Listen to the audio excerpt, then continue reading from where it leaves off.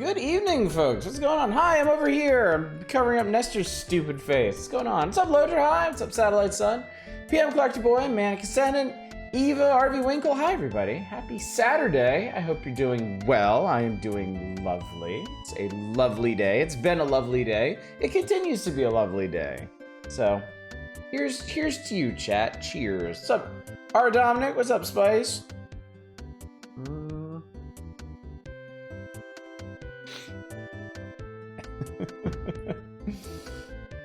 Did you miss the Nestor Awards? You're just in time, buddy. You're a lovely day. What's up, Toast? Spice, it's okay. It's okay. It's... it's a thing that happens every time I play any game that somebody's like really fond of. And you know what? I understand the feeling too. I do, because I've watched streamers play games that I really, really like, and to me, they play them wrong, or they have the wrong take on it, or they're just not, it's just not right, and I can't watch them. I can't do it. I really can't do it. So I turn the stream off and I wait for them to move on to some other game. It can be a tough thing to deal with. So is something that'll basically always happen on community night. Yes. Yeah. It can't be avoided. I think. Like, I am going to play games that people really like, and it's the way that I play them is gonna be difficult. It's happened so many times before. Last night was no different. Last night really wasn't even that bad, honestly. Yeah, I don't think you have anything to apologize for, but yeah, it's just one of those things. I try to preface it, but it's one of those things that doesn't. Prefacing it doesn't really make that much of a difference, I think. It's a very visceral reaction to seeing somebody play something you enjoy, but in a completely dissimilar way. You know, you want them to appreciate it the same way that you do. It's just not gonna happen. It's just, you play shit wrong all the time. It's a nerdiness now. Yeah, so I mean, yeah, I suppose if anything, consider that when you're requesting games. Consider that when you pick something. Consider your level of fondness for something, and if that's going to affect your enjoyment of it. Because I don't want you to not enjoy the stream, like straight up.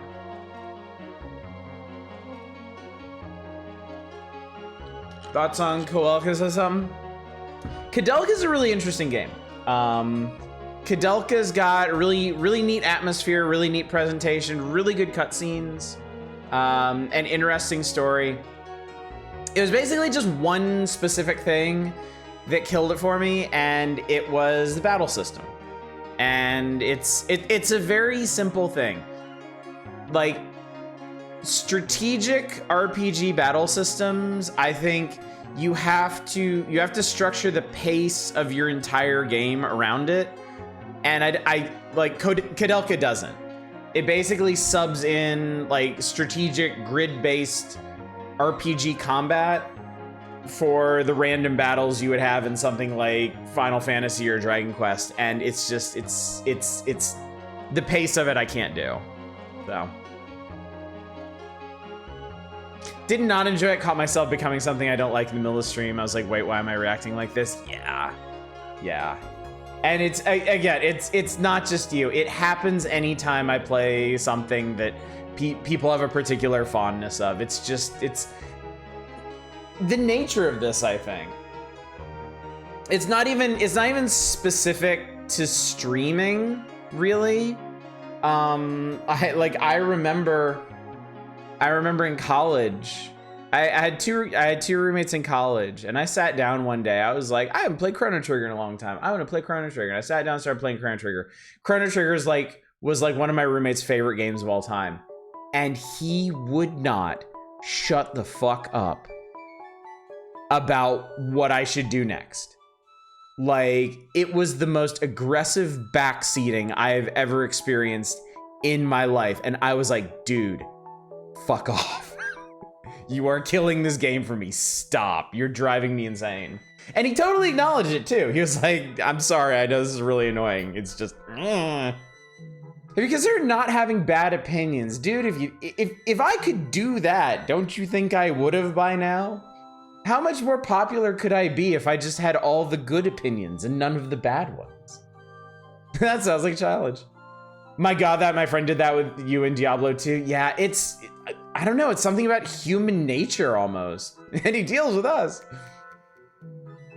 Speaking of battle systems, I found the newer version of Final Fantasy 12 cut Yzmat's health by more than 1/10, and now I'm kind of mad about it. Oh, wow. Anyway, I think I skipped over a bunch of chat. Giant bugs are what killed it for you? Yeah. I understand that. Good evening, Emerald. Good to see you. 3 chapters into Cry of Fear replay. Forgot about some of the more trial and error aspects. Yeah, some of the later parts are kind of janky, especially boss fights. Story's fine. Love edgy shit. Feels like it was written by... It really does feel like it was written by a teenager. It's very surface level. Yeah. What's up, Arcane? Tried a cappuccino that tries to taste like cereal milk, but hot. It was interesting. That would throw me way off, I think. Nestor related to Lester the Unlikely. I barely remember Lester the Unlikely. I don't think I ever played it. I do remember the feature on it in Nintendo Power. That's a ways away, I think.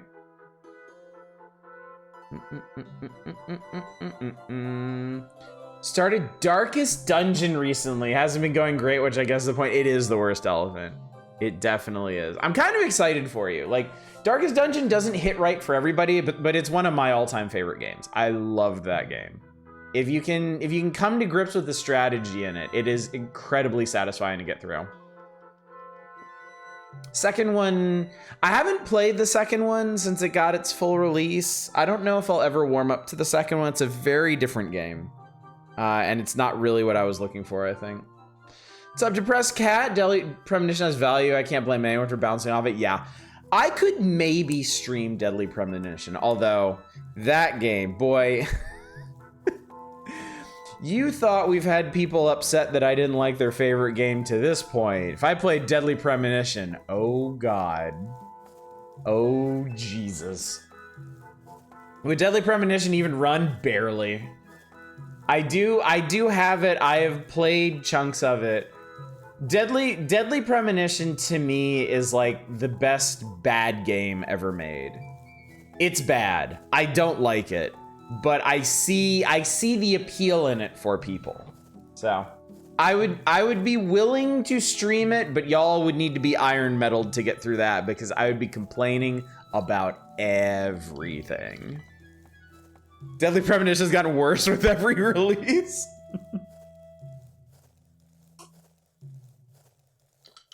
I have opinions on Swear. I certainly like him more than Suda51 and Kojima. I confirm far too naive and prone to mistakes. Mistakes aren't so bad as long as you learn from them. I'm not sure you actually learn from them, but yeah. By the way, this right here, this ain't water. You know better than that. This is a vodka tonic. It's really good. I've discovered I really like tonic water. Well, I also like vodka, but everything with tonic water now. Basically, because I have a big bottle of it and I need to drink it before it loses all of its carbonation. Russian Oddish. Da. And what do I own? The Switch and the PC version. Good Life is pretty fun. Yeah, I haven't played the Good Life. Got yourself a soda stream, so I make my own sparkling water now. I'm trying. I'm gently pushing my wife in that direction. She don't want to do it though. We barely have enough room in our kitchen for all the appliances we have now. Hate tonic water? Yeah, I can understand that. Keeping safe from malaria. Dave, I played so much Far Cry 2. Back in the day, it's in my blood now.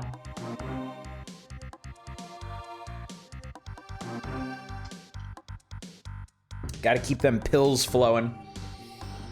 Right now you're on Dreamcast kick. Yeah, I saw you talking about it. You just started Shenmue, right? You're playing Skies of Arcadia, wanting to replay Shenmue. I got you. Gonna get into PSO again. Wow. Can you... Wait, PSO on Dreamcast is still going?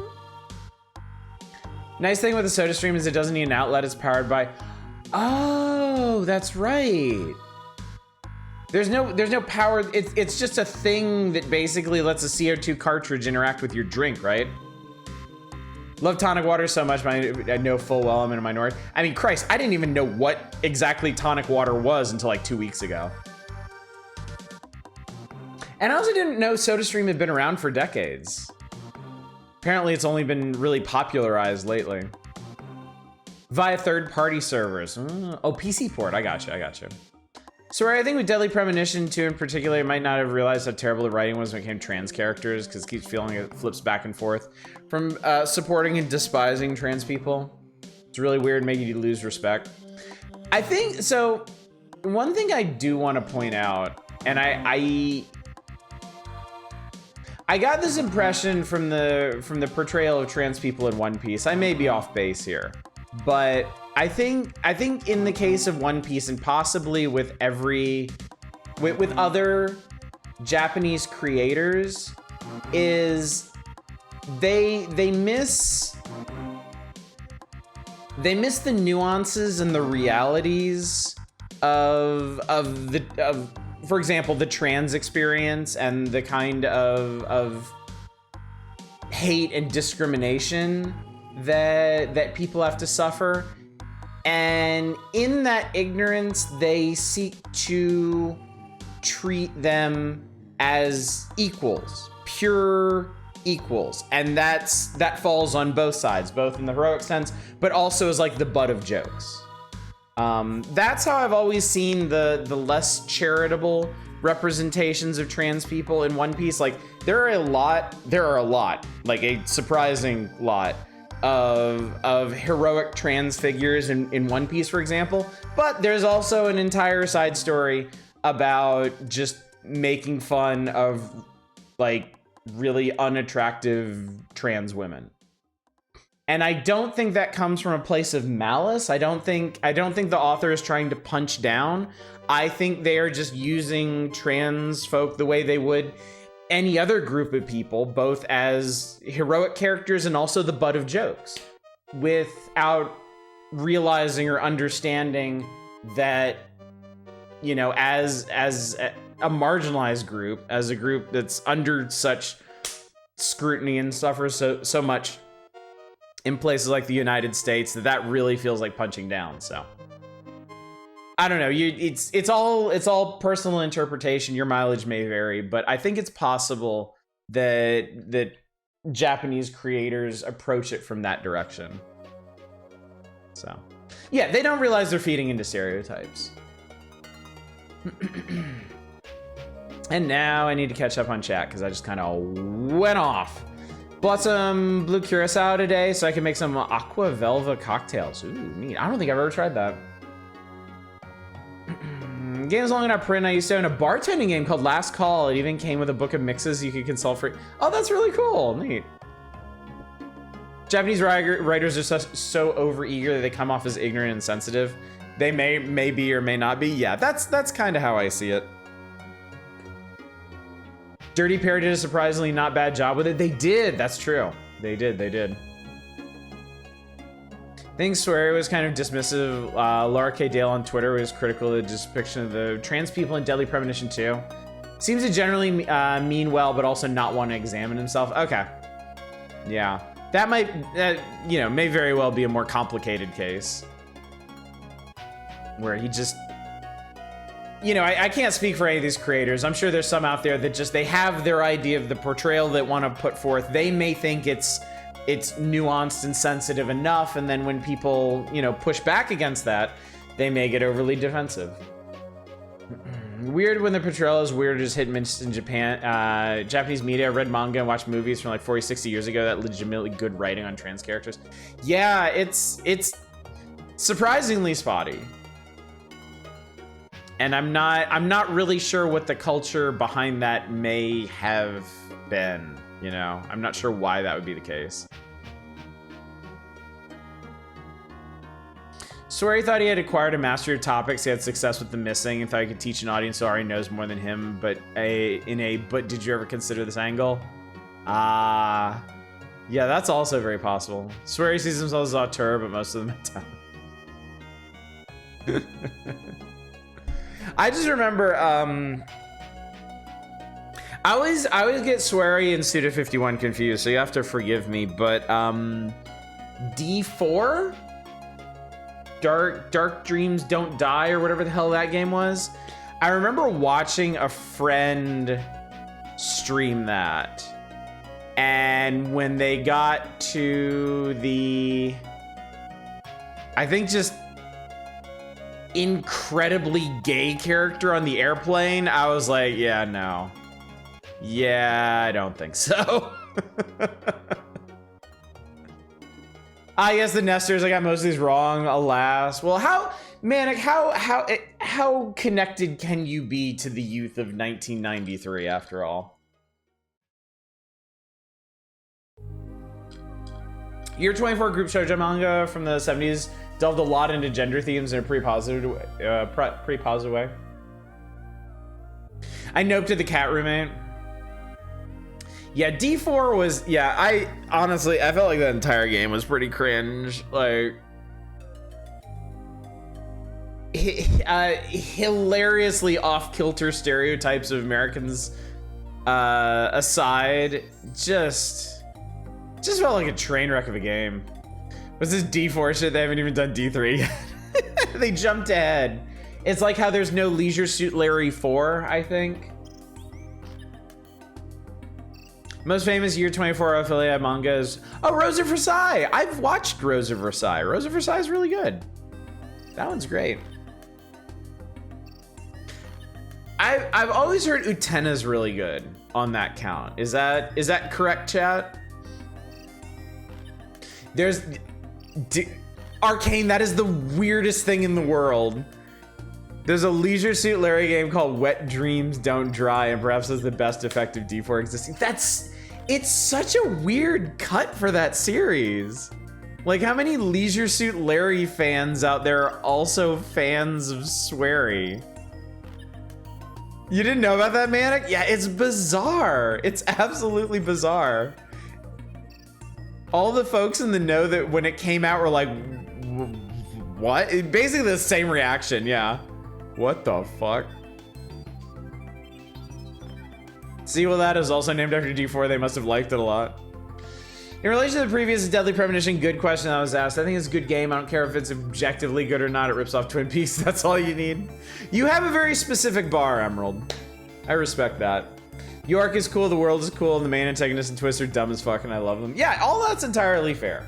All that is entirely fair. I think where I run into trouble is I hate like every single game system in it. Deadly Premonition would be amazing if I didn't have to play it. Year 24 group was a group of very influential female mangaka from the 70s who basically evolved the medium towards a more political, character-driven, psychological tone, inventing a lot of shoujo tropes. Interesting. Like the whistling song from Deadly Premonition. That's why you've only watched people playing it. Swear I worked on Tomba 2, I just learned, although not in a super major role. Give us more Tomba games. Should really watch that whole pipeline that started with Rose or maybe Princess Knight, since I've seen the current end result, which is Witch from Mercury. Oh, that's a really interesting line to draw. I didn't realize that. Has anyone on Twitch ever had the game played by someone, then comment made entirely by someone not playing the game? That seems like an untapped gold mine. Oh, like, I feel like we're almost there right now. Like, there's so much content, there's so much reaction content on Twitch. You know, like really, really big popular streamers like Hassan basically just put on YouTube videos and stuff and react to them, right? It seems like it's just like a tiny jump from here to there where you put on some, like you put on like a no commentary let's play that you find on YouTube and you just commentate over that. Retsupre did that with their long plays. That's right, they did, didn't they? Whistling theme sounds like it should be an Animal Crossing game.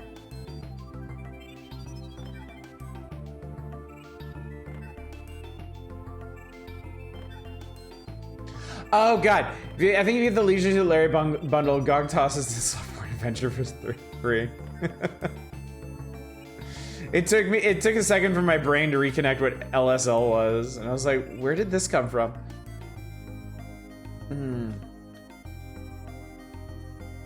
It's about to suggest streaming a long play of Deadly Premonition, pretending you're actually playing it, and wait to see if we know. You would notice.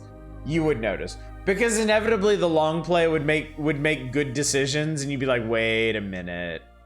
Wait a minute. You flailing idiot. Another famous Year 24 affiliate mangas from Eroica with Love, which was a Lupin the Third-ish heist comedy. So following a group of hopefully gay thieves. That one gave me pause because there's a game on Steam called Eroica, and you probably shouldn't look it up if you don't know what it is. Yeah, I play well, which would instantly tip us off this.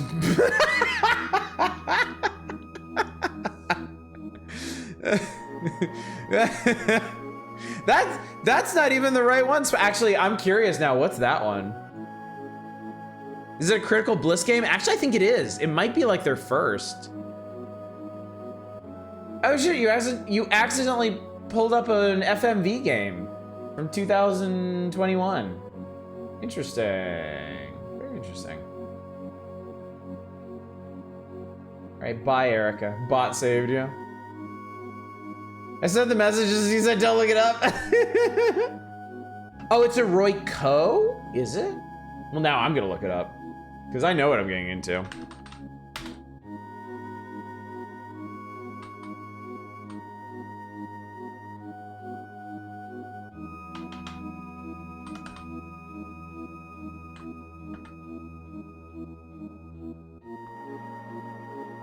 Wait, I'm not finding it. Did it get delisted or something?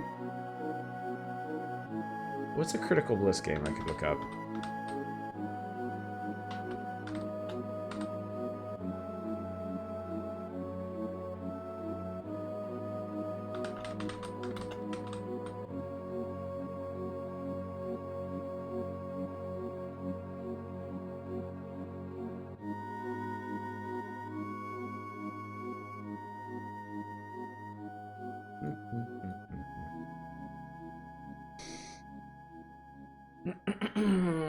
What's up, not a roguelike? Perfect time.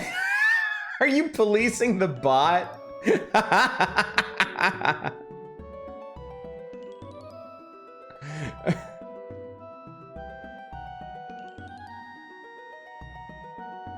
Okay, so it is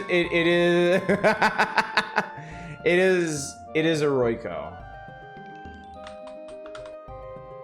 Yeah, it is a Royco. Is a Royca a thing? A Royca isn't a thing. I get line art jigsaw puzzle erotica 3 instead. Which, I don't know, might also be worth something. Who can say, really? Rest in peace, chatbot. Bot judge, bot jury, and bot executioner. Yeah, I feel like when I talk about cool manga, I manage a real chat and Steam fetish fuel.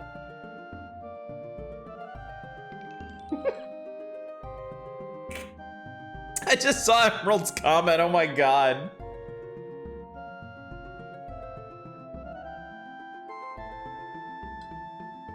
It's weird that there's games like that on Steam, but there's some sexual scenes that get turned on. I was under the impression now that Steam doesn't turn anything down. I thought it was just open season on hardcore porn on Steam. Cause, yeah. At any one time, chat is 2 seconds away from being horned up. Squicky stuff aside, Critical Bliss's games are often really good. I mean, there's no... You can't really put the squicky stuff aside, like they're integral.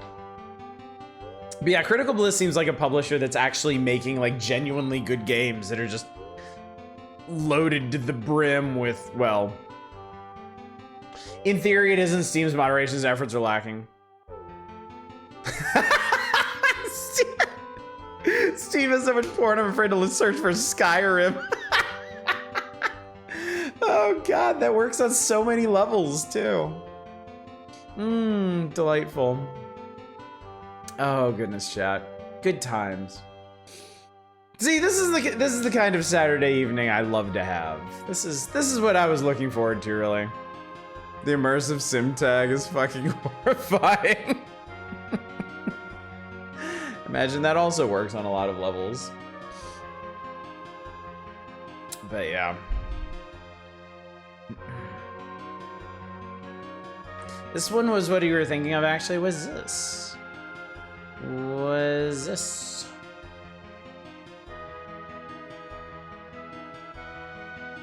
Oh, this is interesting looking. Is this like a, is this like a mecha visual novel thing?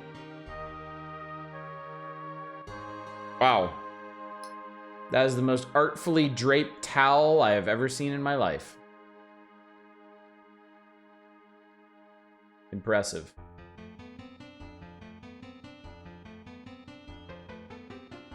Some publishers still do third-party patching. There's a lot more unpatched stuff on there now.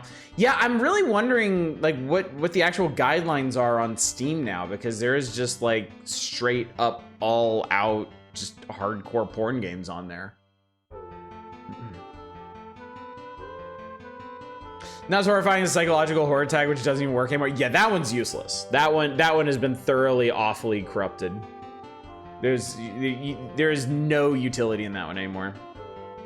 18 plus content wasn't cool, whereas all the soccer games are. Skyrim porn giving you mean mud crabs. Can I appreciate from Eroica being a manga that has sexually active characters aren't just straight and the manga doesn't disparage them for it? Yeah, definitely.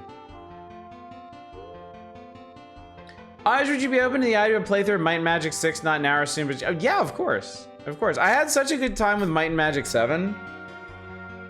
I would not be adverse to other games in the series. I don't know when. I think we're gonna talk about that in November. We're probably gonna have a night in November. The first Friday in November, I'm thinking we may just hang out and chat. Because I've been thinking a lot of stuff recently, and it's a lot of things that I'd like some feedback on.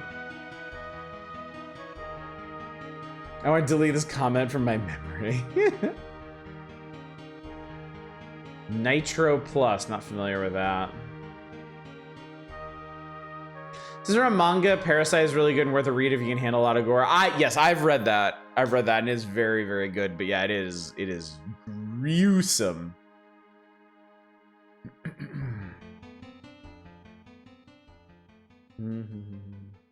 Sayonota is one of my favorite cosmic horror stories. The uncensored version is really, really bad. Parasite anime was also pretty good. I've seen clips from it, and yeah, they do a really good job of animating some of the nastier moments. Because of course that's what people clip from it. Of course. Oh, welcome back, bot. Back from your little porn bender, I see.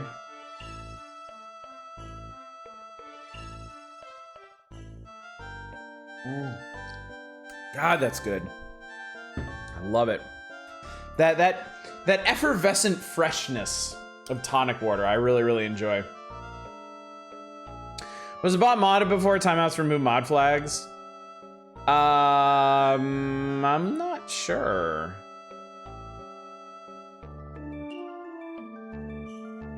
I'm not sure. I can put it back, that's not hard.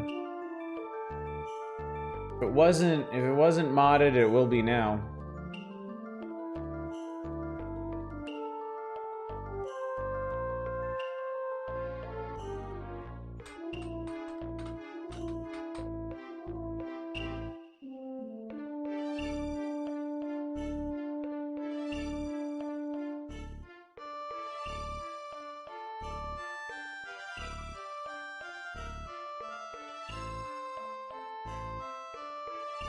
I can mess with that later, I think. Oh my god!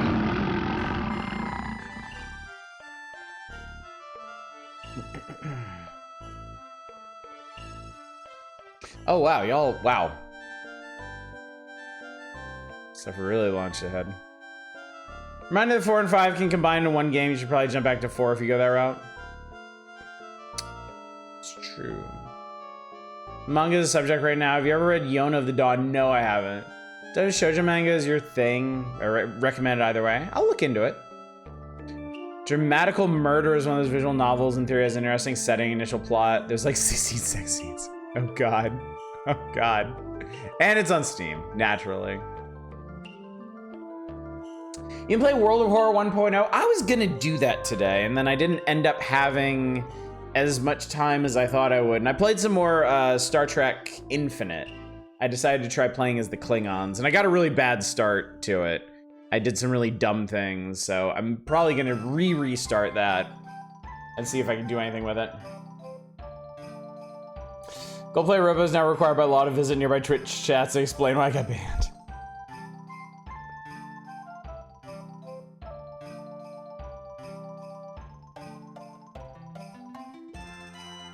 You didn't have much time, so you didn't play to 4X. Sounds legit. It was, so what I was thinking was I wanted to play World of Horror, but I also had it in my head to give Star Trek Infinite one more try. So I was like, I'll play some Star Trek Infinite first. I didn't play it for very long. I played for like half an hour, I think. And then I was like, after that, I'll play World of Horror. So I played Star Trek Infinite, and then afterwards, I didn't have time for anything else, so womp womp. Steam release of Dramatical Murder is censored as most of the Nitro Blast releases on there, and being censored is for the best. Oh god, okay. Combined, they become Might and Magic Worlds of Zine. Interesting. Been playing Demon Bane, just by Nitro Plus's version originally for the PS2, which lacks the adult content. Let's see. Been doing more Dark Souls 2, Scholar of the First Sin, I guess because I hate myself. Oh god. Anyway, why don't we talk about the schedule for a hot minute chat, and then we can crack back into the good old Nestor Awards. How exciting will this be? I know we talked about some of this last time, but last time was like a week ago. Yeah, it was a full week ago, actually. And we didn't talk about everything, so we can just revisit it as a unit. But as far as the schedule goes, tomorrow night, there's no stream, you know that. Sunday, we never stream on Sunday. Without exception. Never, no way, no how, no stream, no Sunday, not happening. On Monday, we'll be starting Metro 2033, which, assuming my brain doesn't revolt against me, and make me motion sick, we'll be playing Metro 2033 Monday, Tuesday, and Wednesday. And then I'm not gonna preempt the Power Hours again. We'll be doing Power Hours next Thursday and Saturday. And then on Friday, I really, really, really want to play Mermaid Swamp. Older RPG Maker horror game.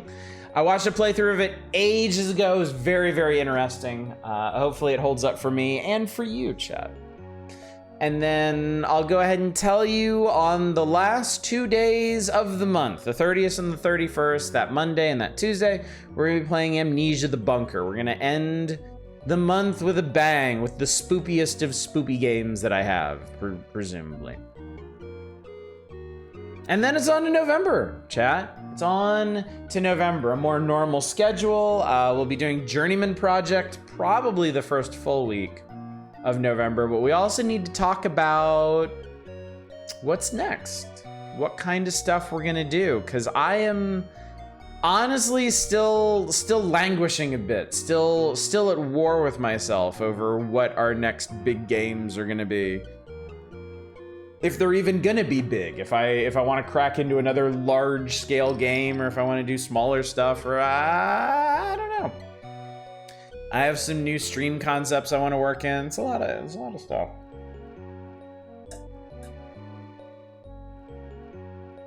And I know how much you love listening to me talk. So there's a pretty good chance that the first Friday in November is going to be a Just Chatting stream or something like that. Journeyman Project, something must be in the water. Again, this is vodka tonic, okay? Hopefully that explains it. What's up, Library Man? New stream concepts? Always. I am always thinking of new ways to beam my content into your eyeballs. And I guess ear holes as well. But yeah, I've been thinking about stuff.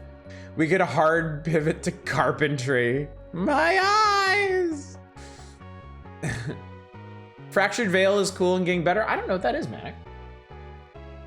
Read somewhere that a lot of porn and visual novels put there by publisher mandate, not because the devs wanted in there. Take that unsourced thing around the internet for whatever it's worth. Okay. I also saw Chaos up there. Yes, Metro. What's up, Chaos? Good to see you tonight. Sunday is Penance Day. Must pray to the Bubsy for a bountiful Cabbage Patch. Metro 2033 is a good actionized version of the main plot of the novel. Holds up pretty well. Original release of Metro is a very narrow FOV, but it's easy enough to edit. We're gonna be playing the re-release, so I'm not too worried about that. Not too worried. So you know what James from Kadelka's problem was? He has so much faith in God's power, but didn't believe in Nintendo power. Well said, Toast. Well said. Do you see Lakeview Collection 2 being a thing yet? Yes, I follow that developer on Twitter, and I saw it's out. It's been out or something. It's been a hot minute since I thought about Lakeview Cabin or Lakeview, whatever the one that came after that was. Not Lakeview 2, but there was one that we played that was like in a little town or something. I really should go back to those games. They're really, really fun. I never actually finished any of the scenarios that I can recall. Maybe the very first one in Lakeview Cabin Collection. Lakeview Valley, that was it. Yeah, that was fun, wasn't it? I kind of regret not playing that game more. Oh, hey, did you like Kadelka? I kept meaning to replay that someday. Yeah, Kadelka is not for me. It's a very interesting game. It has some really neat parts, but the pacing of the actual gameplay was just, it was killing me last night. Demon Bane's another mecha visual novel featuring everything the author could possibly grab from the Cthulhu mythos. James from Kadelka, those poor fools deserve Robin George. Let me see if I can explain. Some sort of technological disaster almost extinctioned humanity. It's now 150 years later. Some humans are being let back out in the world. Clones of the original survive, build a home, fight. Oh, cool. So it's like a survival sim base builder kind of thing. I like those. Those are fun. I want to get Raft. I've been wanting to get Raft for a while. I should just buckle down and get Raft. Everyone should just read The House in Fata Morgana. I hear that name bandied about a lot, certainly. Anyway, chat, since it is Power Hours night and people were so very excited about the Power Hours, let's talk about the Nesters, the gaming awards for 1992. It's 1993, but we're dialing it back to 1992 to talk about what the best games from then were. The ballot's been cast, the champions have been crowned, they're chosen by you, the faithful readers of Nintendo Power. Yada, yada, yada. Street Fighter 2 won everything. Spoiler alert. Street Fighter 2 basically swept every single category they put it in for, which is why they rather cleverly did not put it up for every single category so that other games actually had the possibility of winning. Super Mario Land 2 6 golden coins was very similar on Game Boy. But we can talk about the actual winners and first losers and second losers, I guess. We did a little bit of this last week. There was some ranting, there was some raging, but we'll revisit that. We'll go through that again. And of course, requests are open. Everything on the page is fair game. Is awards entail any gain to the developers, like a little statue? No, absolutely nothing. They are, so for anybody who's not in the know, the Nesters are 100% voted upon and decided by the readers of Nintendo Power. In the back of every issue of Nintendo Power is a player's poll card. It is primarily the way you enter the Power Players sweepstakes for that month. Whether it be for a free Super Nintendo or a free arcade cabinet or RoboCop's Ford Taurus or a trip to a deserted island somewhere or whatever, you send that in. But they want a bunch of information on there. One of the things they ask is, what are your favorite games? Like, pick 5 games from this list that are your favorites. And the month that they were collecting feedback for these annual awards, not rewards, awards. They have the categories and the nominees for it. So, yeah, it's not decided by the editors decide the nominees. They decide the categories, because otherwise idiot children would just vote in Street Fighter 2 for literally everything, right? Yeah, RoboCop drove a Ford Taurus. Believe it.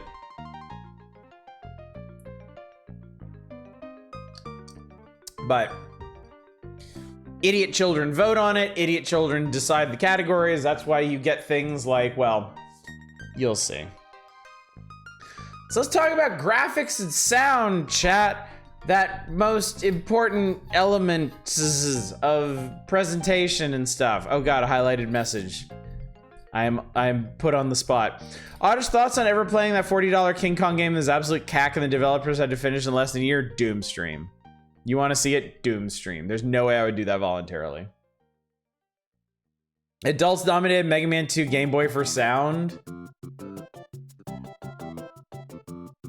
Yeah. Yeah.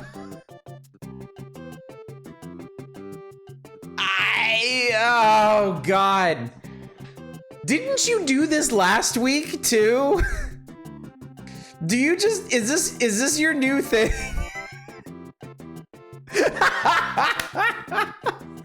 No, you know what? You know what? You know what? Sorry, Yoshi's Island soundtrack. It's happening. Nope. Nope. Nope. I'm not letting you out of this. You made your choice. Now you live with it. This is what you get. Meme with the best, die like the rest.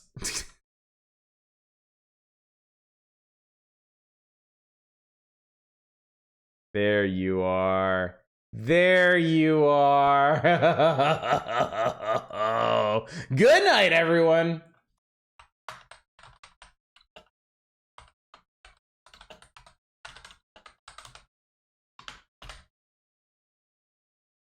No! God. Yay, finally get food! I cannot wait. I cannot wait until the end of the stream and I go look at my analytics and like right at the 9:45 mark, my viewership just goes. The first game to drive Honest's view count to 0 instantly. Oh boy, where do I even begin with this horse shit? Woodman, let's do it. Bach, Beethoven, Mega Man 2.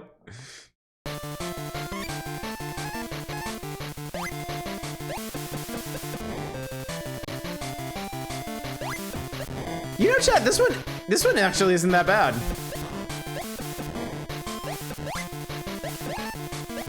I mean, it's not good. It is by no stretch of the imagination good, but it's actually not that bad.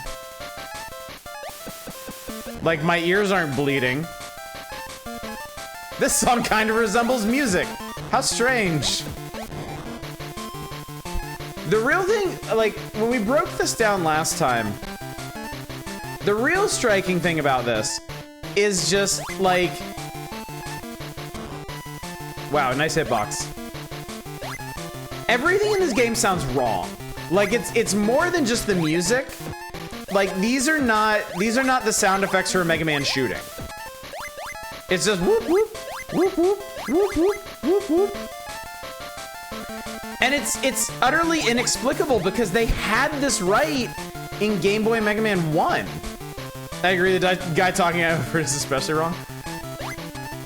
Also, holy shit, chat, I don't think we've ever played this level. I didn't realize they mashed it up with Needleman's level. Because there ain't supposed to be water in Woodman's level. Nor are there these turrets or the big stabby needles.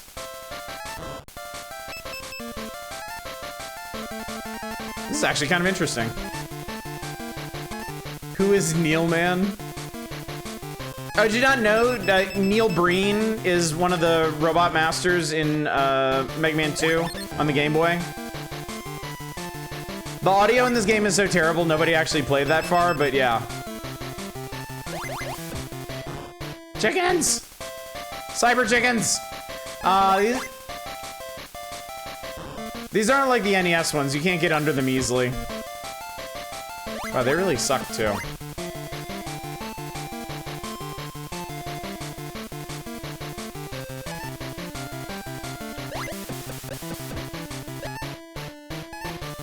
Entire sound department should come in. Alright, get ready for the boss theme in 3, 2, 1. Neil Breen review Dr. Wily.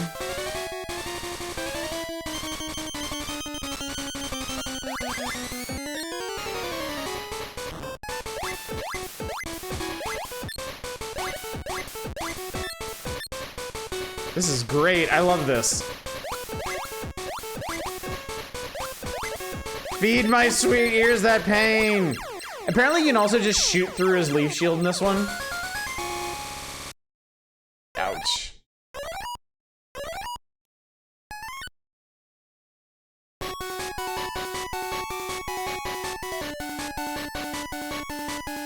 Okay, that's painful.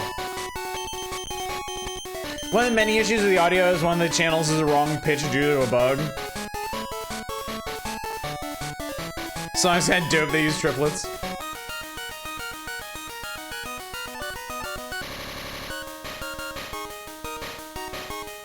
Games seemed much harder when I was a kid. I mean, look, when you've been playing Mega Man games for like 3 decades, it changes things.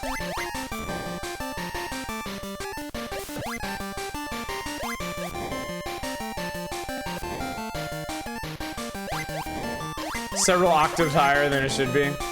Now this is pretty bad. This is definitely pretty bad. This is some good mistakes were made.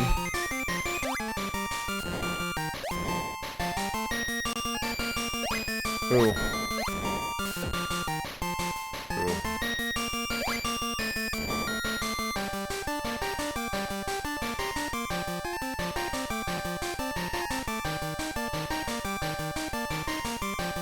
Yeah. Tinny Man.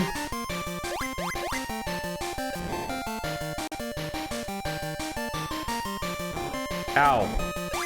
Burbs! Music feels like I'm chewing iron nails.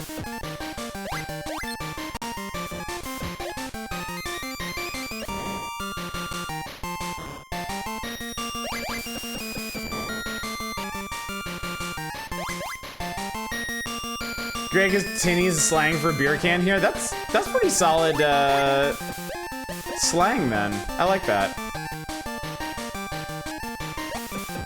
Gonna have me a tinny of— oh my god!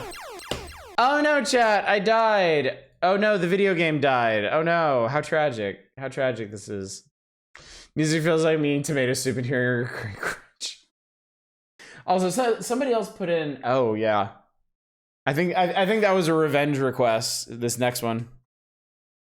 No, that's okay. We've been here before. You ready for some real music, chat? You're ready for some real music? The music of the saints. The music of angels. Poochie died on was literally in the process of queuing up, and I should have waited then. I would have actually profited from that. I don't think Oddish is distraught at all. Chad, Oddish has had a long time to acclimate to these things.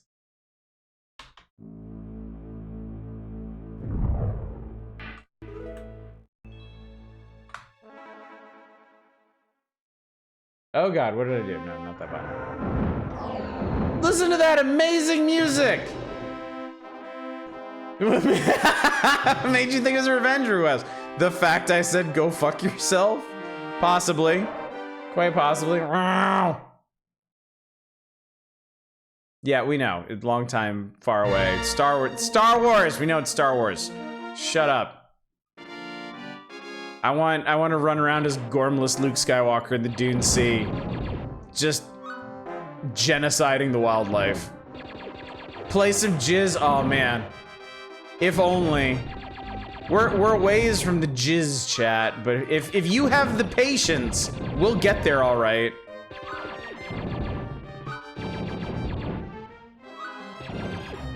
Oddest Police, these are award-winning games. Think you mean Jats? I think you don't know what the hell you're talking about. It'll always be jizz in my heart. Whee! Look, you can slide in this game too. It's just like Mega Man. Except you can listen to the music without your ears bleeding. Funny how that works. Also, you can shoot gremlins. I don't know where Gizmo is. You have jizz in your heart, please stop and talk to a doctor. God, these are weird games. I love these games, but they're weird games. It's like impossible to avoid taking damage, but there's just health everywhere. Everything explodes. Everything. Everything. I suppose in that sense, they're rather accurate to the movies.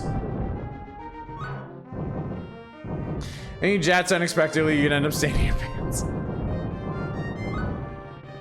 Tatooine is a fucking death trap according to these games, yeah. There's like shooting murder scorpions and giant sandworms every 5 feet.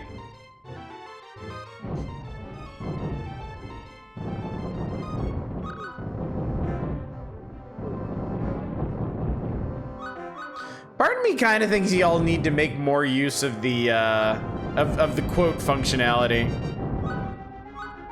I feel like we missed out on some real bangers over the years. Because Luke fucking killed them all. Alright, let's go ahead and kill the Sarlacc, like 2 films early. Also, watch out, he might vomit rocks at you.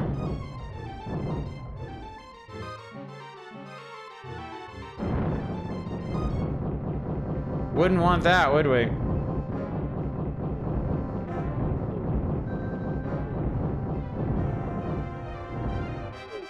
Ow, don't tentacle me.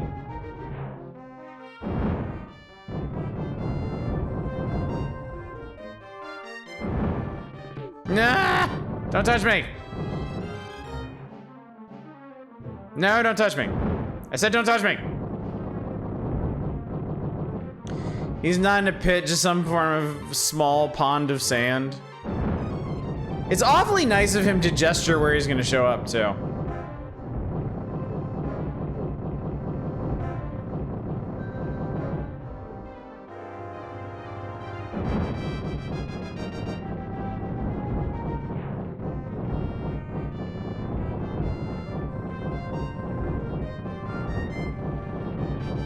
Haha! I have killed the Sarlacc pit monster. We'll never see him again. Okay, since you all indulge in Mega Man 2, I'll spare you the ultimate runes of virtue. Sarlacc isn't a monster, just a monster. Just your garden variety monster. Over here! Hey! Hey, over here! I legit thought Luke's hair was a helmet. Luke is incredibly hard to parse in this game. It is really hard to tell what Luke even is supposed to be. Oh boy, mode. Oh yeah, I'm fucking mode 7. Wootini! Alright, now for that part in Star Wars that everybody loves. The part where Luke just murders about, let's see here, about 15 Jawas.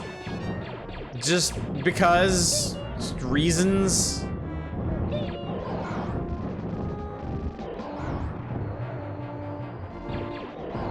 Mode 7 is 7 FPS.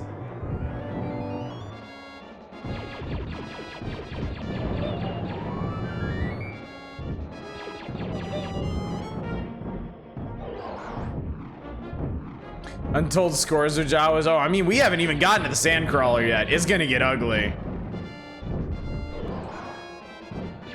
You thought his dad hated Tuskens? Oh no, buddy. Oh no, buddy. I remember when I tried to do an SAS homebrew port of games like Outrun using Mode 7. That seems like that. I imagine that would be pretty complicated.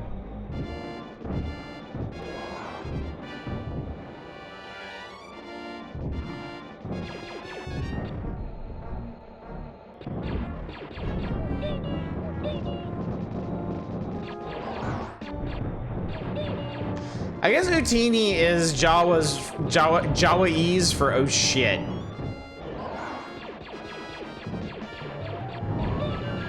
The Great Jawa Scourge by Luke Murderbot Skywalker.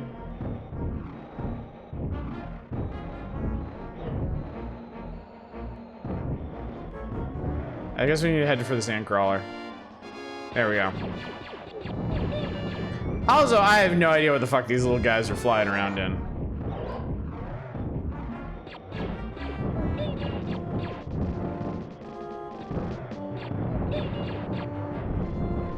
Not committing genocide, just living up to the Skywalker legacy.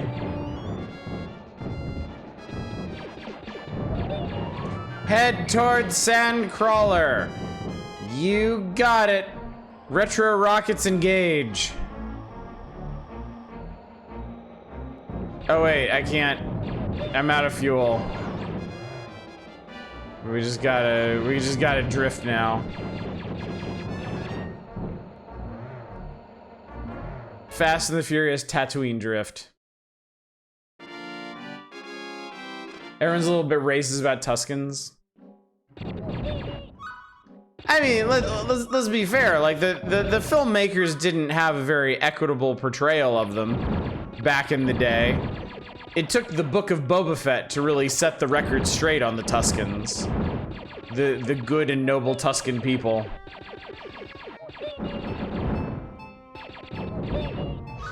Honestly, all joking aside, I actually really like that about the Book of Boba Fett, that it bothered to kind of flesh out and humanize the Tuskens. Because it always did seem really weird that they're just treated like utter monsters. Oh, right, I need to get on the, that's right, I need to get on the treads. I forgot about that. Also, I lost my flame blaster because I died out on the Tatooine sands. What's up, Ms. Roy?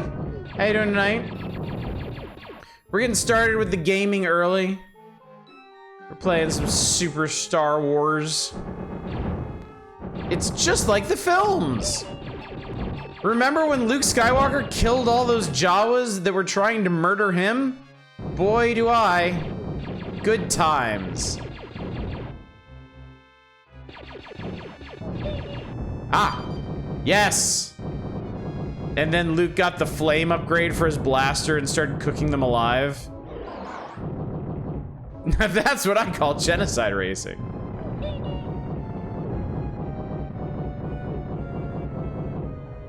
Good luck, man. I have, okay, to my credit, I don't get much, but to my credit, I have beaten Super Star Wars on stream.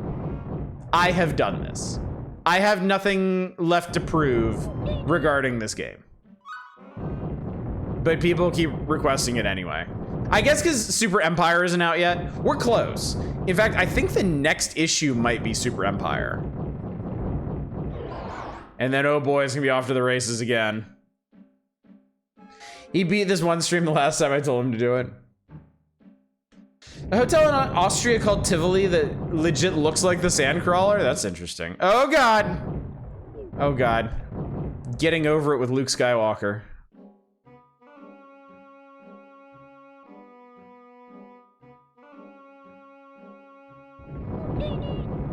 Oh, I know, dude, I know. When Super Empire comes out, I know. But the thing about it, so one thing about it is that I actually legitimately like these games. I grew up with these games. I learned to put up with their bullshit. I was a huge Star Wars dork at the time, so I'm like all about these games. They're weird and messy and awkward, and they have some really dumb parts, but I do like them. And I honestly like them more the further we get into them. Like, I like... this one's my least favorite out of the trilogy. I like Super Empire more, and I like Super Return of the Jedi the best, so. Seeing vids of people speedrunning, getting over it piss you off for some reason. Because it's really essentially like defeating the purpose, you know? If you've ever listened to Fadi's voiceover across it, then you kind of get that. I remember Super Empire being hard as fuck. It is, yeah. It absolutely is. I don't remember the last time I beat that game. I've beaten all of them.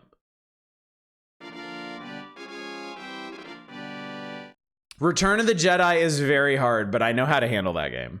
That's probably the one I feel the most confident about beating. Because it's the one I've beaten the most.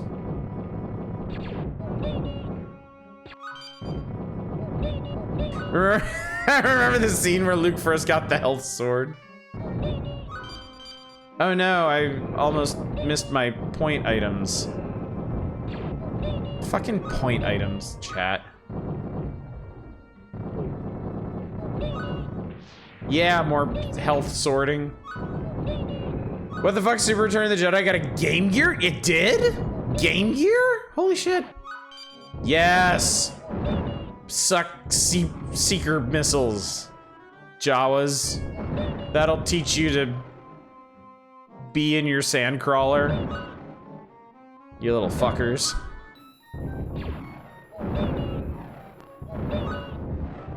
It's called Super Star Wars Return of the Jedi. Well, there you go.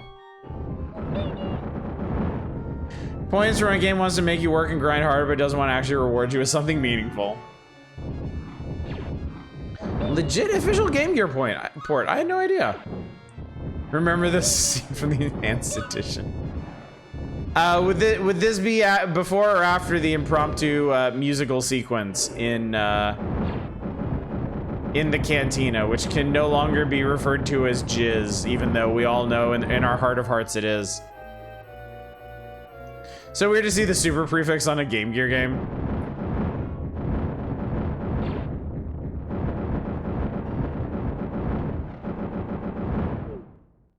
Question, could Luke Skywalker solve Krusty's Fun Palace? For sure. For sure.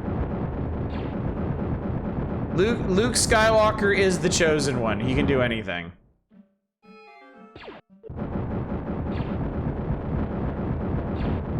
He's not the hero we need. He's the hero we deserve.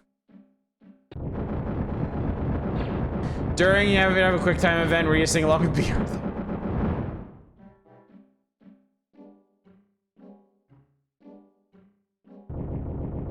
Oh, yes. Secret. Gun. So that's the ion blaster. Oh, man. I'll never get to keep it, but we have the plasma blaster. Then we get to the stage in the game where we have to awkwardly warp around Jabba the Hutt's tail. I can't wait. Oh, I gonked him. I can't wait until we get to Super Return, and we get to the Jabba the Hutt boss fight. It is hilarious.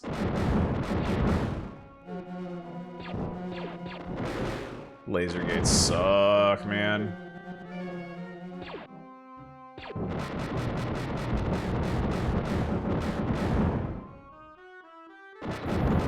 I know, right? So much better than some dumbass sword.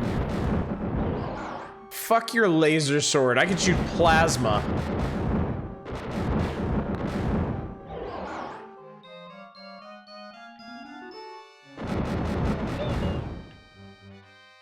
You never seen the special editions? Don't. They add nothing. When I was a kid, I liked them because, ooh, neat, more Star Wars content. But watching them now, they suck. And for people who've never seen them before, like my family, it's really noticeable the bullshit they added. It's honestly really disappointing.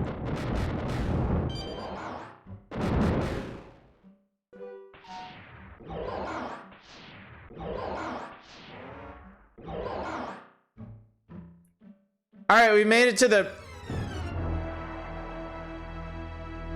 We made it to the lava-filled part of the sandcrawler. No, that was obviously lava.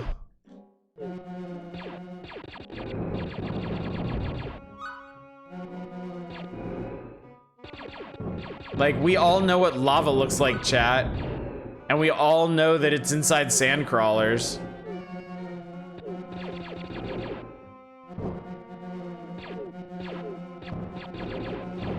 Poor Luke, deathly allergic to pea soup. Yeah, so anyway, we lost the plasma blaster. Like I knew we would, and also we're gonna die again. Oh no! Alright, that's enough of that. That's enough of that. We're not gonna spend another entire night on Super Star Wars. Absolutely not.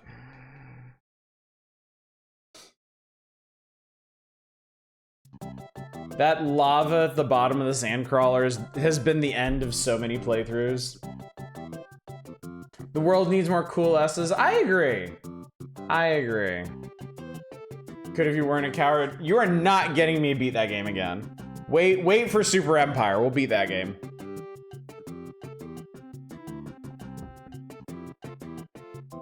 Looney Tunes Game Boy. All right, I'm gonna play that when we actually. Oh, we're already at it. Fuck. All right, fine. You know what? Fine. You know what? Fine. Why bother commentating on anything? Let's just play the video games.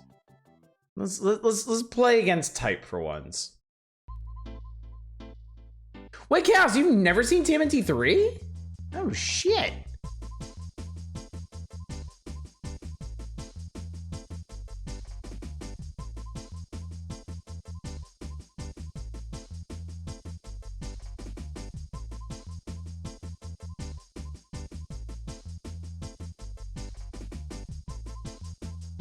Apparently, we've never played this before. This is on you. You could have turned the page at the end of the last Power Hours. I could, but spoiler alert, it only would have made things worse.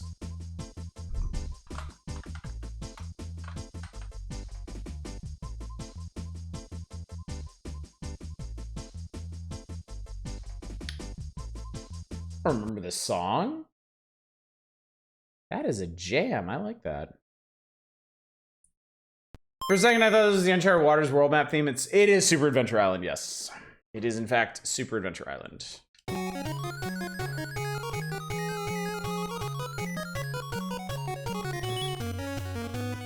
What's up, Doc? Daffy Duck. Is that a frisbee? Is that a frisbee that magically returns to you?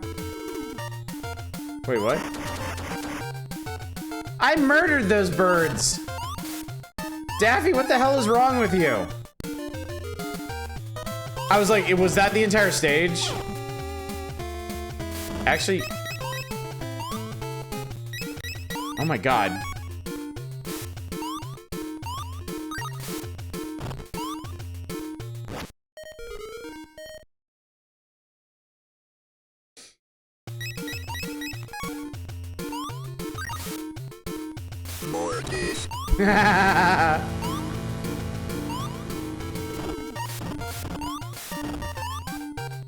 That taco he's throwing? I think it's a frisbee.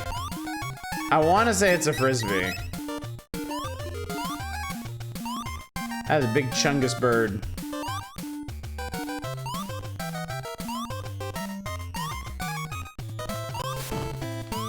Man, these are about some bite-sized stages. Jesus. Hit him! There we go. Jesus. Chunkakeet. Best Looney Tunes episodes were the musical ones. I agree. Oh god. Oh god. He can't climb inclines. Pow. I am a living god. Oh, Lord have mercy.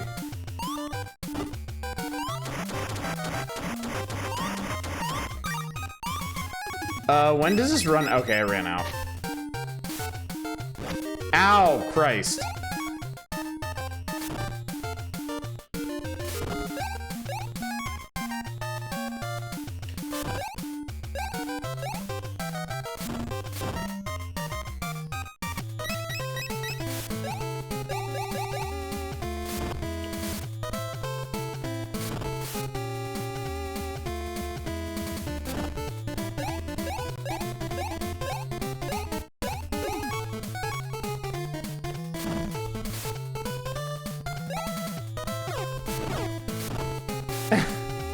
It's...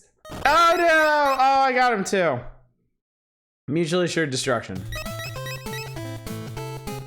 It's Swimmin' Cap Yosemite Sam.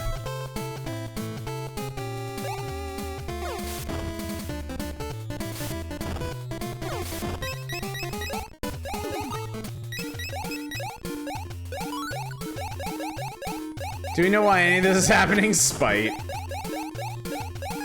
The music is by... It went full circle. Oh my god. Game is pretty light on the Looney Tunes humor in any fashion. That is very true. It is essentially, other than the character designs, a bog standard platformer. Oh god, I don't want to die. Or do I?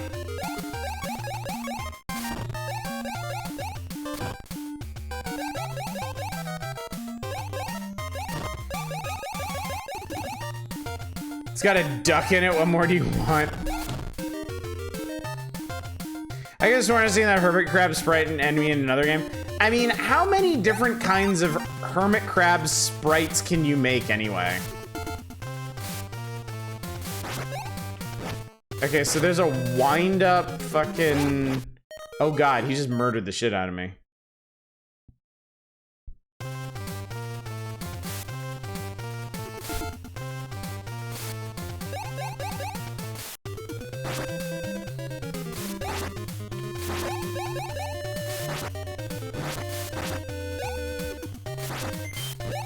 Why does it take multiple hits? What the hell? Why does each heart take multiple hits? I don't get it. I thought Bugs is a good sense to not appear in this game past the title screen. I think the last stage is probably Bugs. Would be my guess. Oh, we're playing as Tweety now. Oh my god. We're both tiny and incredibly well animated. This is weird. Oh, we can fly. Neat. Alright, don't get fucking eaten by Sylvester. Check.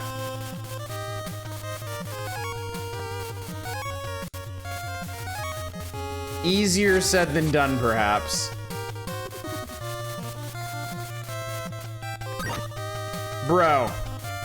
Oh, okay, he just does a point of damage.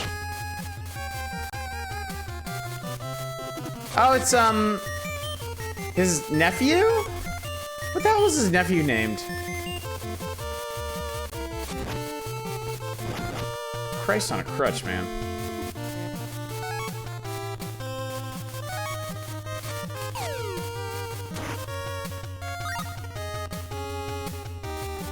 So it's like an insane step up in difficulty. It's not actually that bad.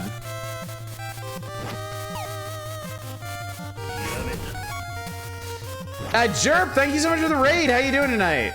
I'm Tweety Bird, and I'm trying not to get eaten.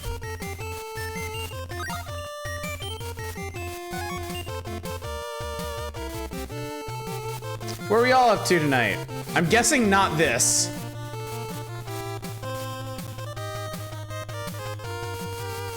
Birdseed. I got the birdseed. What's up, Traydon? How you doing? When he plays Wily. I know you're trying not to get eaten. What I don't know is why. Because Sylvester has a problem. Didn't you see that very special episode of Looney Tunes? Where Sylvester, like, oh my god! Okay, I did not expect this. This actually looks incredibly good. Since I'm looking over my notes and working on solving puzzles. Oh, Void Stranger. I really want to play that game, dude. Are you enjoying it?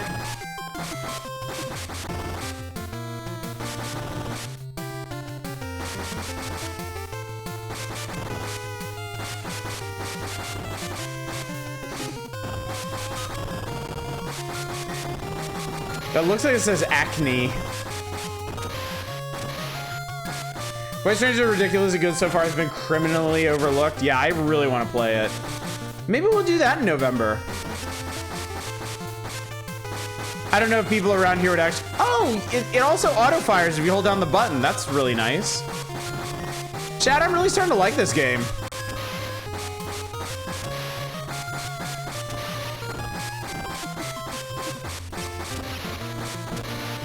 The licensee asked what kind of game it would be. The devs looked at it and said yes.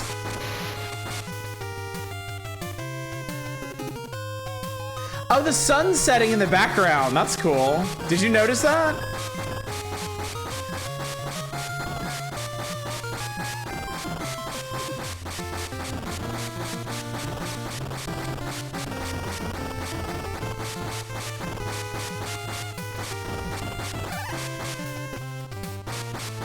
Uh-oh. Ah, homing fork. Oh, nice. You get to continue right from where you were. Fuck you, homing fork. Oh, homing fork. Damn, this dude takes a lot of damage. Yeah! Oh, God, it's not giving up.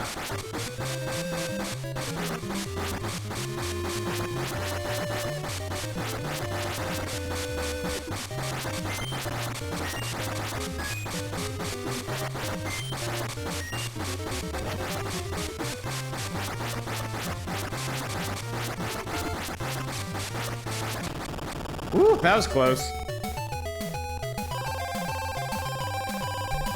Kinda like when we find surprise gems. I do too, yeah. The cutlery wielding star was my favorite Looney Tunes villain. That's one of the weird things about this. The stage bosses, I don't think... Oh, okay.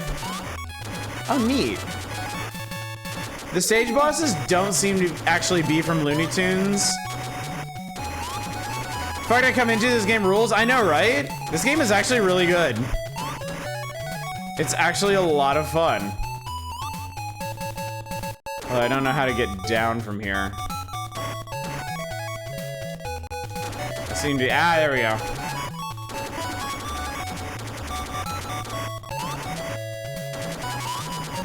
Question is rank above or below Mega Man 2? Because the rank below this is fucking robbed. It did below.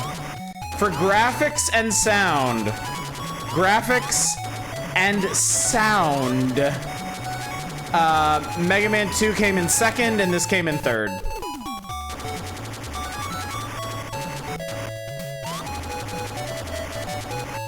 I guess we'll just hang out over here. Yay!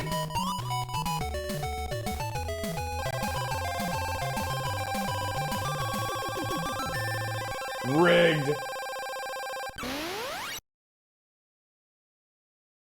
Speedy Gonzalez? Am I gonna get canceled for playing this? I think he has a dedicated dance button. Also is... Well, I died. Is Speedy hanging out in a haunted Aztec temple or something? Is that what's going on here? Ow. That is a really weird way to attack. Okay. I do remember the Tasmania cartoon, yeah. Who wins in a foot race, Speedy or Sonic? Bye. Okay, the platforming in this is actually pretty difficult. Oh shit. It's a hummin' mummy. It's a hummy. Her speed is very popular in Mexico, and people were just happy to get representation. Not entirely sure it's accurate. Oh, that's actually really good to hear. I was not aware of that.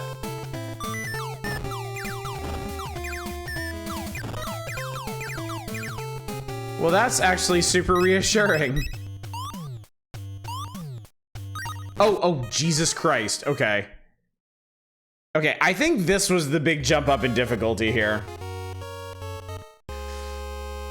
Completely accurate. I met a decent amount of people from Mexico who genuinely love Speedy. Speedy isn't a sex pest unlike Pepe Le Pew. Good point.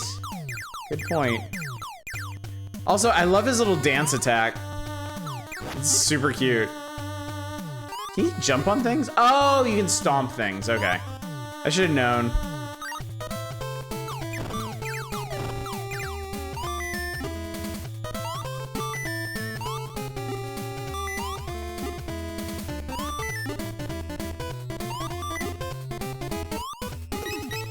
There we go.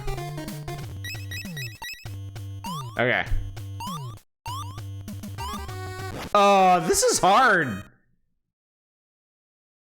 you hear me in that language, there's not much offensive about him either.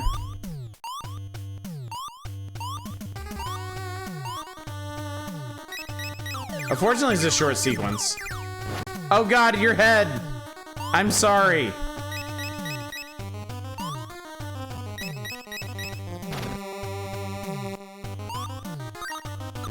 Oh god, okay, well fortunately that only did a little damage. Ow! Can't all the stages be like Taz? I think the Taz stage was supposed to be a bonus level. I think that was the idea.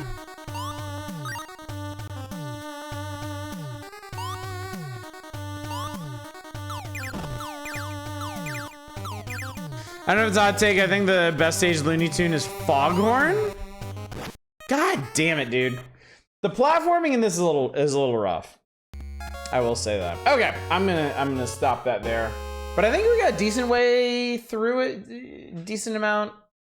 I want to say there's 7 or 8 stages in it. I think after Speedy, I think there's a Roadrunner stage.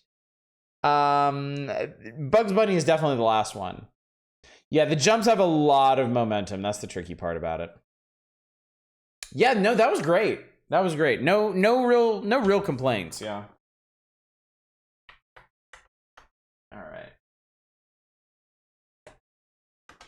All right, we're gonna fulfill a childhood dream here. In my known issues with some of the older tunes for odd reasons. I talked to you before about I can't watch Tom and Jerry despite being classic.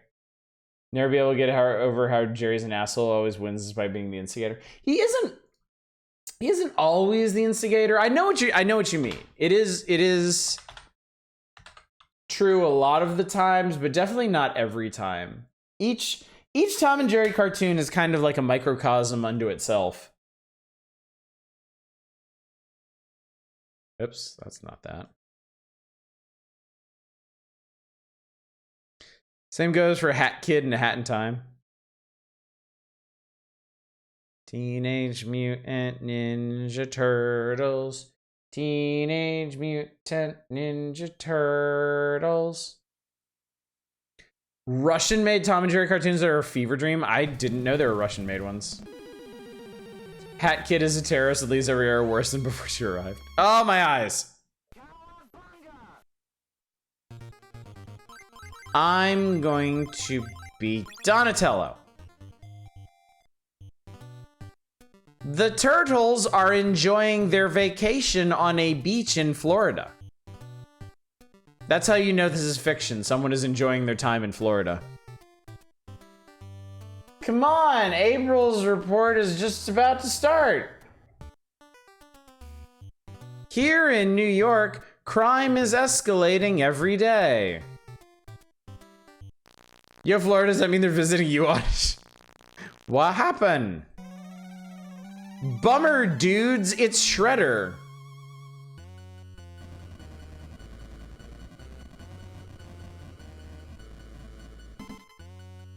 Fuck you, I'm taking all of Manhattan. Turtles, I'm taking April along with Manhattan Island. No, not April. Anything but April. Keep the island, give us April. If you want them back, how we get them? Okay, whatever. I know, it looks like Shredder says that, right?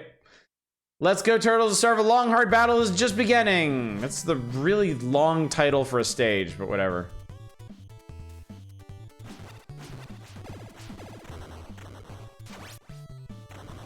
I was actually, now that I think about it, last week I was watching Arcus speedrun this game.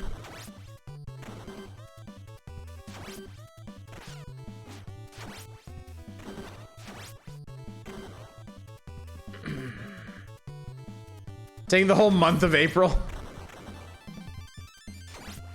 I would be very happy with the whole month of April. I would absolutely accept that.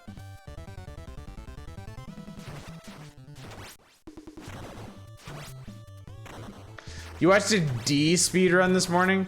Wait, did you learn any advanced strats for D? And anything I should keep in mind for my next playthrough?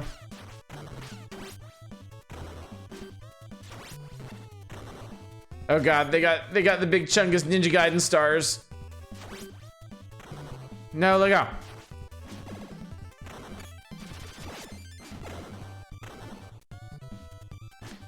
The game is just a shit speedrunning game.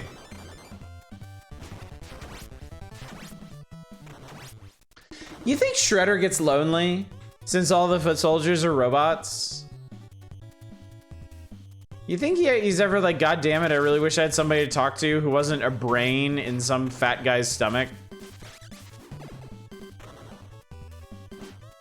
Love the recent TMNT game.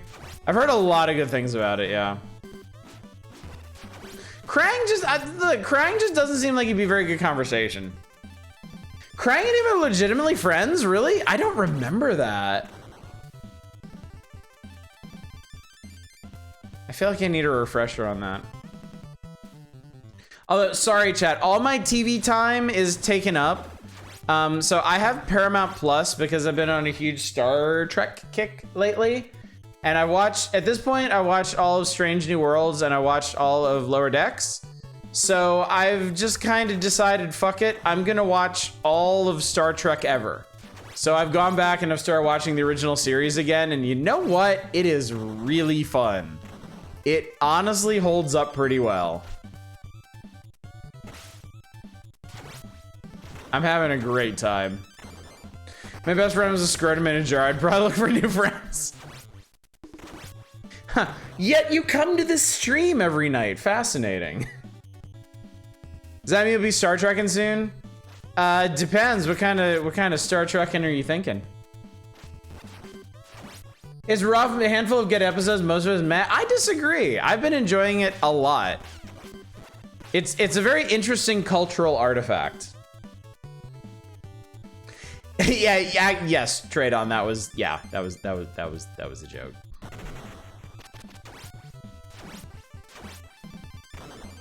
Watching a lot of Twilight Zone in the hour limits, those old shows are still hell entertaining. Dude, everyone loves Naked Time.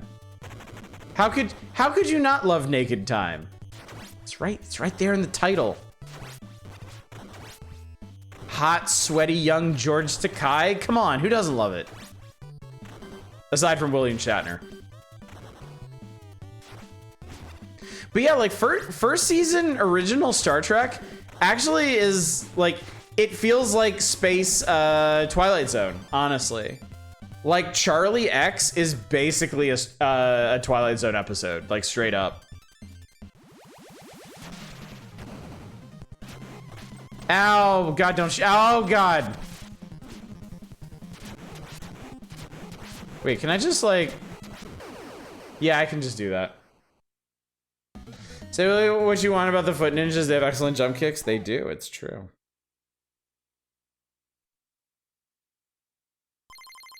Can I help me get a sword duel between Ortegas and Sulu in a future season of Strange New Worlds? That'd be really funny. That'd be really, really funny. Cowabunga dudes, let's ride the wave back to Manhattan. Cowa fucking bunga. Wee. Also, something that I think a lot of people don't remember, have forgotten, is just lost to history. Season 1 Star Trek is not all about Kirk and Spock and McCoy. It's way more of an ensemble. Like, it's really, really interesting. Like, there's an episode that's really just like Kirk and Nurse Chapel. Like, Yeoman Rand, in most episodes, gets more screen time than like Sulu or Uhura. It's really interesting. I did not know that going in. Find a blog of a guy experiencing all the stuff he wasn't allowed to see growing up with his super conservative parents. He's so thrilled seeing the Star Trek had a lot more representation than many modern shows. Then was so depressed that modern shows are generally worse about representation than something from the 60s. Apparently, it's interesting. Apparently it was a real struggle for Roddenberry to get screen time for Takei and Nichols. And you really see that too. Like, you can see that they're interesting, well-written characters when they're allowed to be on screen. but then a lot of episodes, they just like don't exist, or they're just completely left in the background.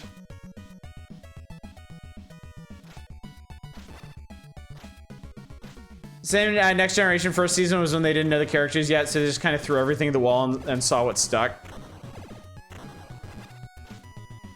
What stuck was Kirk / Spock. Oh god. Too much action for the Nintendo.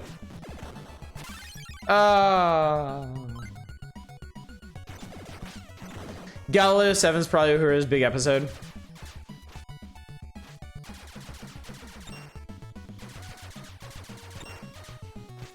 Ow.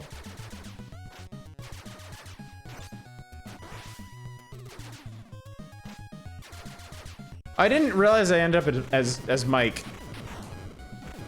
I'm okay with that. To be fair, Roddenberry also had to be reeled in for some things. Yes, I know about that as, with regards to Next Generation. As progressive and influential as he was with the original series, I know in a lot of ways he actually held Next Generation back, which is interesting. It's very interesting.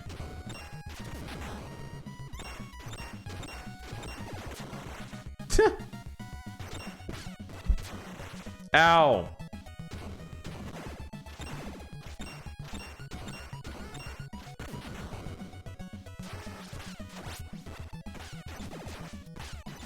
Roddenberry really wanted more sex and space stuff from what you recall. Yeah, I believe it. I believe it.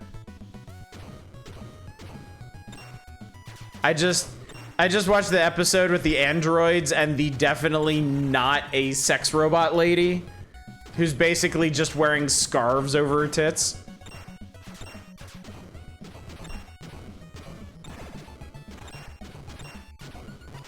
Who, to be fair, does end up being the downfall of the villain in a rather hilarious way. Oh, I'm sure she was cold.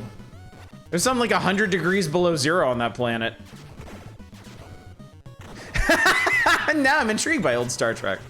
Okay, look, old Star Trek is shockingly entertaining. Like, seriously, even now, it really does hold up. I think it's on Paramount Plus. It's like the second or third episode, Charlie X. There's a whole jam session with Spock and Uhura. Spock is in like the crew rec room playing his little Vulcan harp or whatever, and Uhura just starts like jamming out to it. It's great.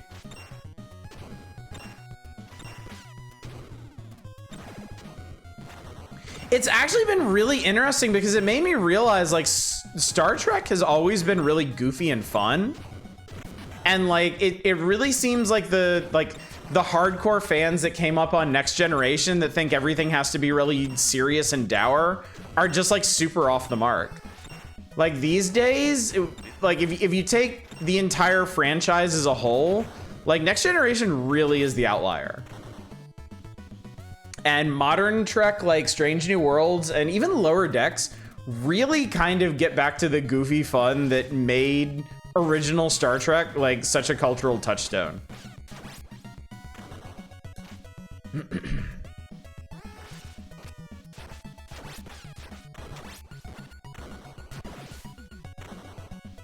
GM is a prime example of sort of liberated genre dude who believed that women were free to hold any job so long as they wore skimpy enough clothing, could love where they wanted, especially the author. Which just gives amen.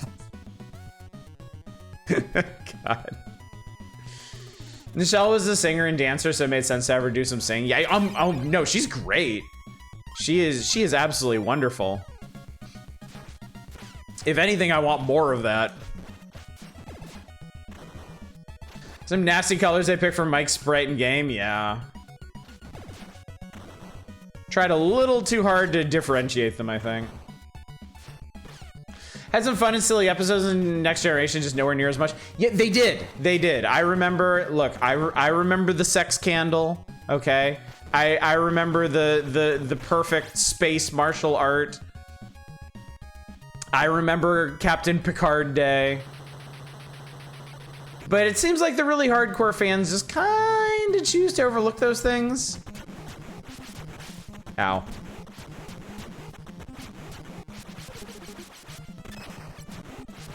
Ow.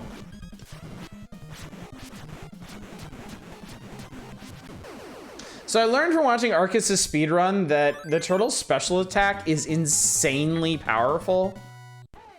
And on the boss, you can just spam it to kill bosses really quickly because you get all your life back in the next level anyway. If you like fun and ridiculous Trek, there's a great book, How Much for Just the Planet? I'll look that up, Lojai. You intrigue me.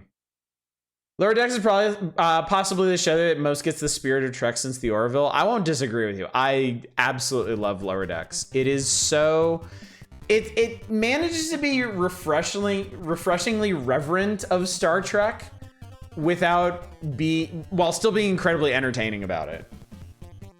Like, you can tell everyone on Lower Decks just loves Star Trek so much.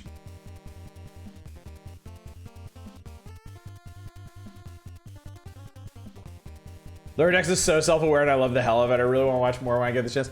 Yeah, I was talking to some people online and I was letting them know that I was watching the original series and I was mentioning the episodes, and when I finished watching The Naked Time, they linked me the clip from the Lower Decks episode where they're doing the holo program training, and Mariner gets the Naked Time training program, and it's so much funnier now. It's so funny.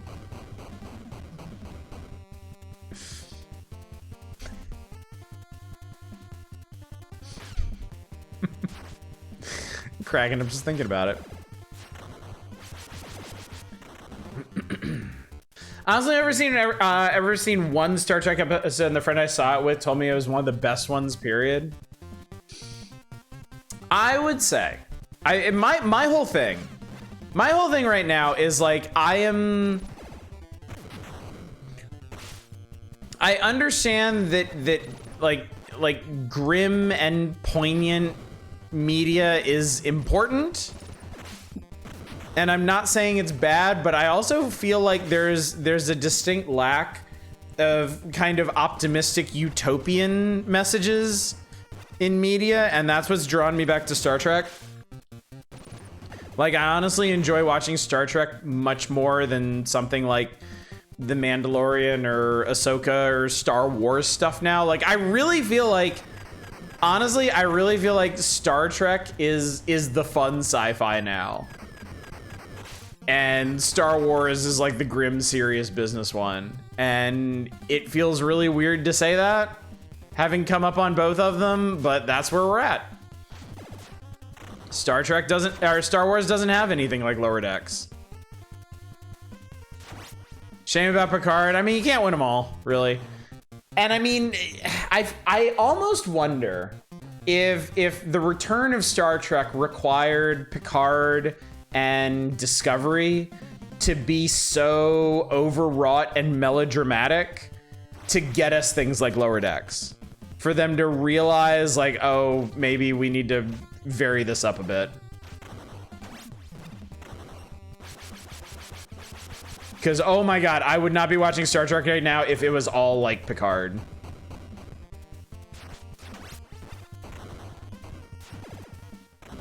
This is absolutely adore Strange New Worlds. Strange New Worlds is my favorite. Like, I love Lower Decks. Lower Decks is insanely entertaining, but I feel like Strange New Worlds is just legitimately really, really good. It feels to me, honestly, like the first Star Trek show since the original series that really captures the spirit of the original series. I know someone in chat said they felt like Lower Decks did it better, but I think personally, for my part, I think Strange New Worlds does it better.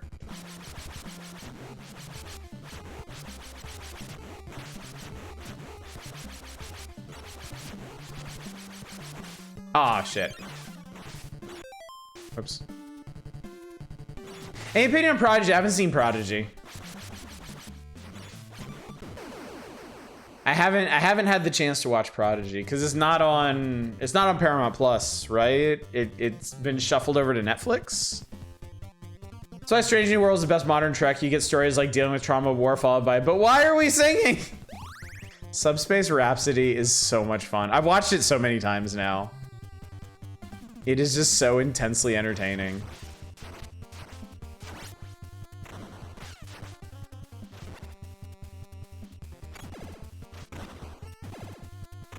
Strange New Worlds finally answers the question, which captain is best, Kirk or Picard, with Pike? I agree with that. I agree with that. I won't argue with anybody over your favorite captain, but yeah, mine is definitely Pike. Space Dad.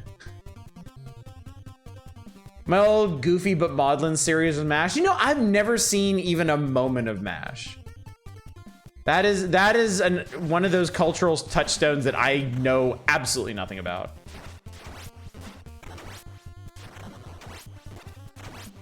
MASH is very good. Oh, I'm sure. Just based on reputation alone. Not Archer. I've never watched Enterprise. So honestly, I think I have embarked on a grand journey to watch all of Star Trek. Like all of Star Trek. I'm starting with the original series and I think I'm just gonna go through all of it. So I'll let you know how that goes. I've never seen Enterprise. So, okay, before I got Paramount Plus, my experience with Star Trek is I saw like, I don't know, maybe like, Jesus Christ, fuck off. I've seen, what is wrong with your hitbox, dude? What is wrong with your hitbox?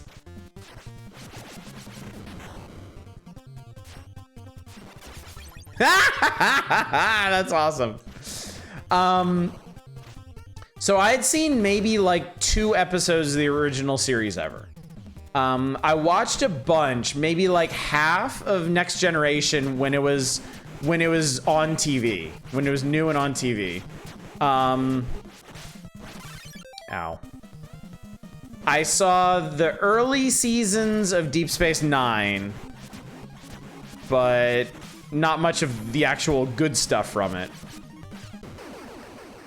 I've seen almost all of Voyager. Voyager is probably the one I've seen the most of. Never watched Enterprise. And then as far as the movies go, I've seen all the movies except Nemesis. Oh, and I never watched the animated series either. So I have a grudge against Enterprise for playing out a storyline that would have addressed the biggest problem I had with the show and then just ending instead of running the story. Just discovered I'm accidentally eating a banana, peel included. Wow.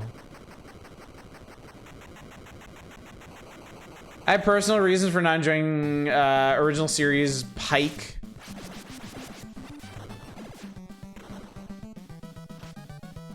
Very surprised if anyone else had. I'm afraid to check out MASH again as an adult in case it ends up horribly offensive. Most offensive thing is the attitude towards adultery out in the field. The Koreans are, I think, all played by Asian American actors this time. Wow, that's pretty cool. That's actually so. Oh no! Unfortunately, that doesn't kill you. That's awfully nice. This game is for an arcade style game. This is awfully nice. Those the animated series is skippable. I recommend watching Yesteryear. I'm gonna watch all of it.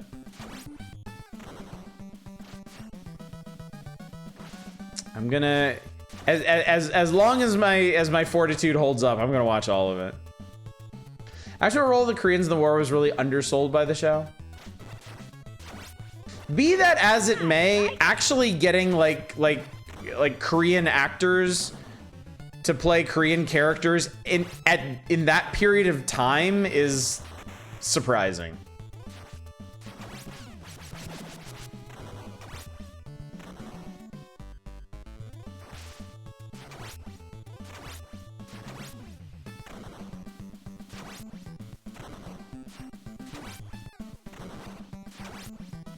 It's funny that your most effective sword skill is just like...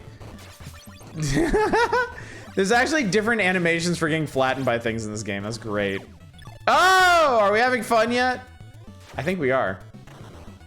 Getting Korean actors to play Korean characters in this era is surprising, sadly. Sadly, it is true.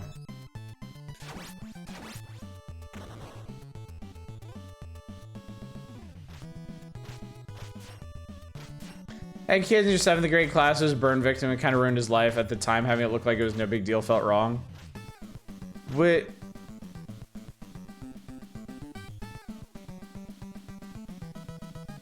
I don't... So I haven't actually watched the original series episode with Pike in it, but he's confined to that chair and his only way to communicate is the little beeper thing, right? I feel like that's not really portraying it as like no big deal. Like I can't imagine they're like playing it for laughs or just like kind of hand waving it or anything. Are we thinking of the same guy? The guy that got horribly burned in like a training exercise and he got confined in that like Dalek looking thing. And like his only way to communicate was like green light for yes, red light for no. It's a euthanasia metaphor episode. Jesus.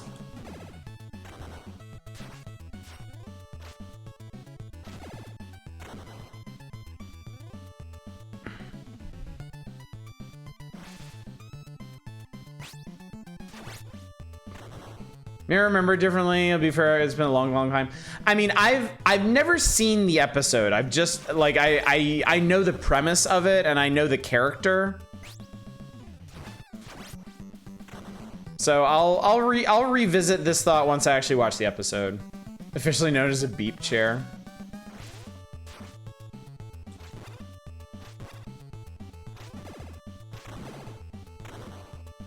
See, on the edge of forever is kind of messed up.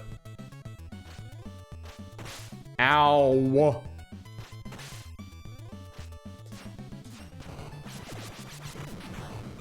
You think tech would be better? I'm kind of curious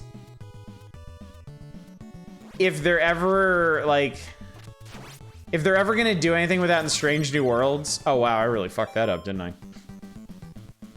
Because it is a weird anachronism. And like in Strange New Worlds, like Pike is actually aware of what's going to happen to him. It's a really interesting bit of character development for him that they've done quite a bit with. So I kind of wonder if they're actually going to get a little bit more into that at some point. So meanwhile, I found the title of the one episode I've seen, Far Beyond the Stars. It's really bugging you. Fair enough. I don't think I've seen that one. On the game, I have to say I'm rather impressed that no one felt the need to redo the pink foot soldier models. There are, as far as I recall, there are no lady foot soldiers. Because I mean, they're also basically androgynous robots. I don't think they ever speak or have like human mannerisms aside from beating the shit out of people.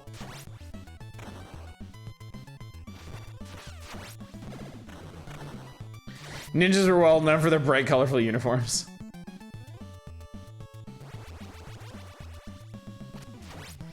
Bloop. He's got pre-post facto PTSD. That's why Naruto is such a successful ninja. He picked the most effective color, orange. Good for him. Oh man, these animations are so good. Oh yes, let's go back in 1950. Yeah, Benny, right?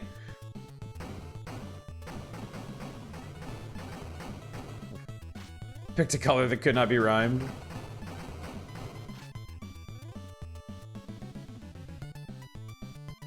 Every episode that let every Brooks really dig into a role was a good one. Yeah, that was absolutely his strength as an actor. It's just peak emotion, peak manic energy. I like that ever stops him. Please tell me why Autobots would be male or female, or especially why they would date exclusively along those lines. Yeah, good point. That was weird. It didn't register to me as a child how weird that was, but in retrospect, yeah, weird.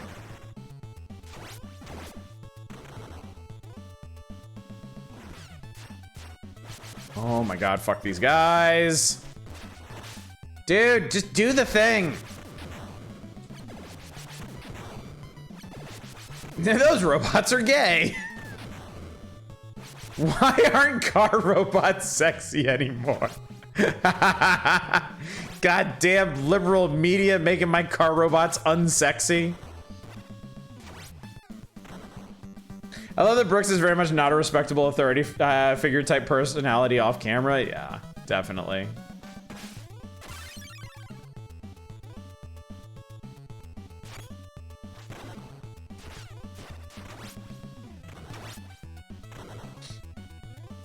These fucking guys. The last sexy car tried to kill people. Fair the girl Transformers thing, it's meant to give one of the showrunner's daughters some representation.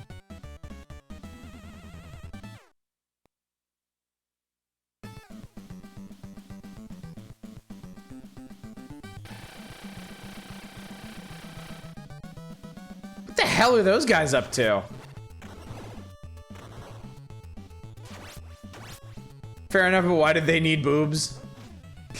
Because how else was the audience supposed to know they were female?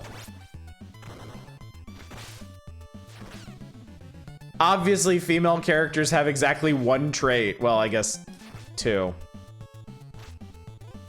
To nurse their golf carts.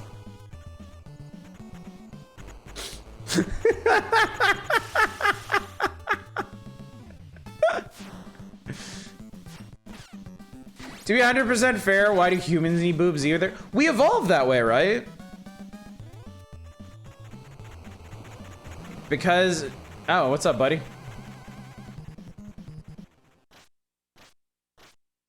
I think because of the way mating selection worked over however many thousands and millions of years, like humans evolved to always have, like, human females evolved to always have, like, enlarged breasts compared to other mammals. Why only two, though? Because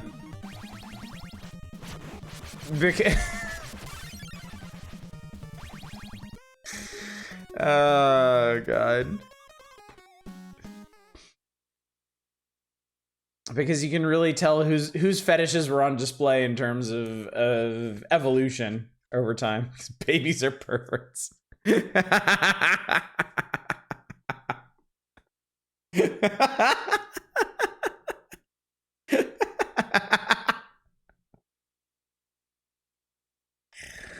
Oh my god. Darwin was approved. In the recent comics, the Autobots and Decepticons play around with gender a lot more, since robots would have different ideas of what gender means than humans, really putting the trans in Transformers. Well, that's good at least. Good. Enlarged breast hidden ovulation as opposed to easily recognized season fertility, extremely loud when engaging. Species that developed around having sex. Makes sense, doesn't it? Did you ever expect to test drive the talk with chat? I can honestly say, no, I did not. No, absolutely not. Never saw this coming. No pun intended.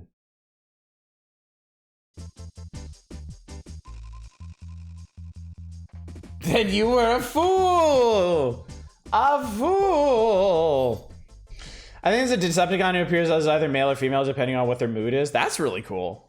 That is genuinely cool. I mean, if you were a robot, wouldn't you do that? I would do that. That would be awesome. Turn the page, how back it be. We haven't even finished talking. We barely started talking about this page. People just keep requesting shit off of it. What's wrong with you, chat, requesting video games to play?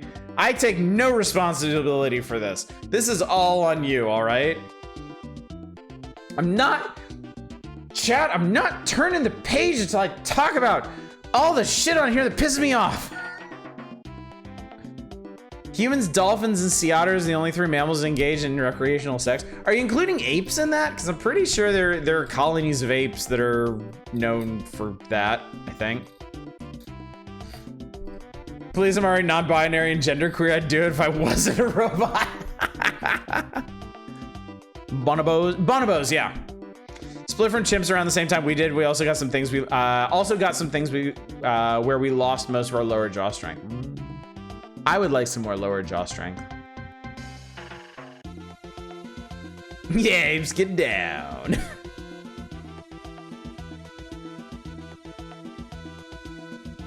Closer related to bonobos than chimps. Apes v DTF. Good to know. Good to know. All right. That's why we're great apes, baby. Yeah. All right. I'm gonna talk about these votes. I have to. We only talked about like half of them last time, so let's do this. Whatever the name was through the Basics on series. Okay. All right, so yes, graphics and sound on the Super Nintendo. The Legend of Zelda: Link to the Past was allowed to take this one because they did not put Street Fighter 2 up for a vote. Super Star Wars took second, which I fully support. The graphics and sound of that game are extremely well done. Gormless, featureless faces aside and helmet hair. It's a really good looking game and it sounds great too. And then there's Roadrunner's Death Valley Rally, which I'm sure you all remember is an audio crime to the ears on the level of Mega Man 2. Claims kind of outdated in general. Recreational sex isn't even terribly rare in the animal kingdom, especially gay recreational sex. Requested in 3, 2. On Game Boy, Super Mario Land 2 took it, followed by, I mean, we've already talked about this. Mega Man 2, for reasons that are, I mean, I know why. It's because the idiot children who sent in their cards and voted on these things voted like brand recognition, and that's it. And then Looney Tunes, which I'm fairly convinced most people didn't play, but again, brand recognition. Except in this case, it worked out because Looney Tunes is actually a legit fun game. And then on NES, Mega Man 4, no surprise. TMNT 3, no surprise. Darkwing Duck, also a very good looking game. I think the NES section of this one is the only one that I don't really have a problem with. I'm fine. I accept this. All right, theme and fun. Just to clarify again, the theme and fun winners for each system all enjoyed fairly easy wins. The games that were played second were all extremely worthy competitors. Very hard to argue with that. Oh, I thought it was going to be a breakdown of what they actually meant by this, but I was wrong, so whatever. So to sum up, it took you 5 hours over 2 nights to do one category? No. We did some of these last week. And we did, like last week, I'm pretty sure we finished... What exactly did we do last week? I think last Saturday we finished Shadowrun and then played Batman Returns. And then, Jesus Christ, come on, turn the page. Turn the page, motherfucker. And then made it here. And then we talked I do remember talking about graphics and sound and theme and fun. Oh, were we already done with Shadowrun? So we still made it through Batman Returns, and I do remember that there were 2 other games mentioned in the Batman Returns feature. Final Fight and I think Top Gear. And we played those as well. And then we made it here and we played some of the garbage off of here. But I don't think I ever finished talking about all of these breakdowns, which is why we're doing it right now. Oh yeah, and then we got off on a Mega Man tangent and I wanted to compare all of the NES Mega Man boss themes. So we played all 6 of the NES Mega Mans up to a boss, at least one, so that we could hear the themes. And I discovered that aside from Mega Man 1 being kicked all the way to the end of the list, it basically went in order. 2 had the best boss music, then 3, then 4, then 5, then 6, and then back to 1. Because 1's is just sounds really dumb. All right, so anyway, theme and fun. They let people vote on Street Fighter 2, so it won. Second place was Legend of Zelda: Link to the Past. Third is Mario Paint, which impresses me. Again, might be brand recognition, might be they saw the name Mario and they voted for it, but Mario Paint taking third for theme and fun, I really appreciate. I think it is very deserving of that. Game Boy, Super Mario Land 2 won again, followed by Kirby's Dream Land, and then Looney Tunes. All of these, very solid. Very solid choices here. And then on NES, this is where things fall apart. Mega Man 4 won, fine. TMNT 3, second place, sure. And then it's Spider-Man Return of the Sinister Six. Yeah, which I played last week, and it is dog shit. It is terrible. It is bad. Sure, it has a theme, but it is devoid of fun. So again, I'm assuming brand recognition. Can I request a drawing of Nestor on Mario Paint? You know what? Sure. Why not? Let me get the old SNES mouse out. I think we can do that. Spider-Man looks like a sock.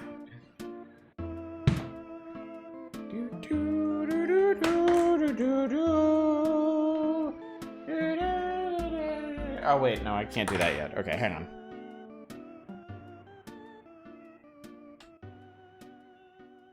They're voting in the theme or fun category. Doesn't have to be both. Either or, really. Oh shit. That's right. I switched this. Spooderman. James Spaderman.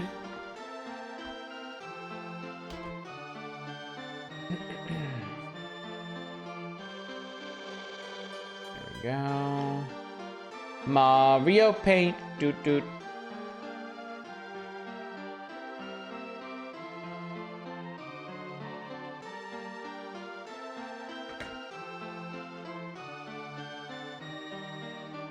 Shut up, breath of fire. Okay, hang on a sec. Hopefully this won't break anything.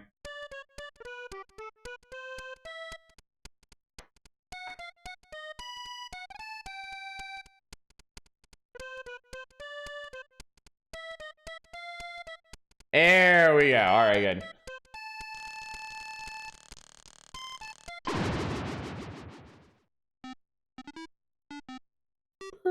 Boop, boop, boop.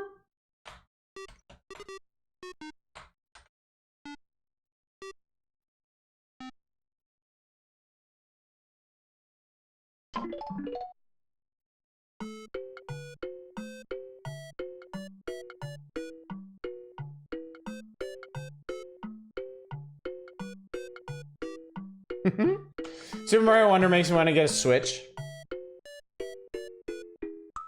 We got that from my daughter's birthday. I actually have it.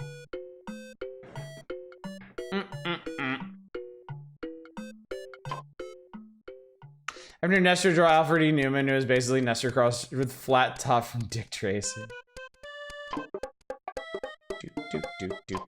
Just getting my art kick since the art marathon won't happen anytime soon. Yeah. Yeah. We'll talk about that in November. Happy birthday! Yeah, we're doing birthday stuff tomorrow. Love that. Playing Shenmue in a way I kind of really respect the most expensive game of its era is sort of niche oddball. Nowadays, I feel like any super high budget production value game is very beholden to focus groups. Yeah. Yeah, it's a very interesting experiment, certainly.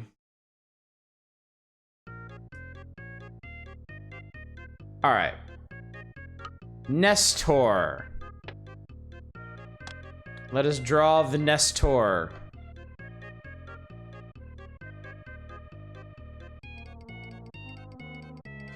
I know his face is like perfectly round, but I feel like it should be wider than it is. My cat speaks and he says one a lot.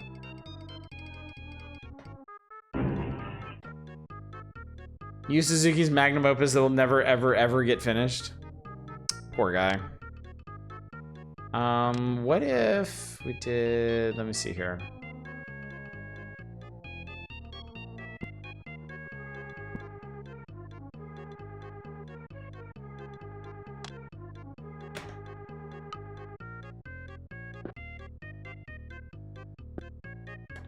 I'm not sure this is a good idea. It's a big nose.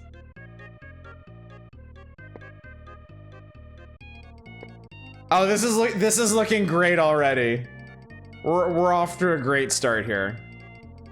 What's the auto draw self-portrait? How do you know this isn't one? They're looking fucking terrified.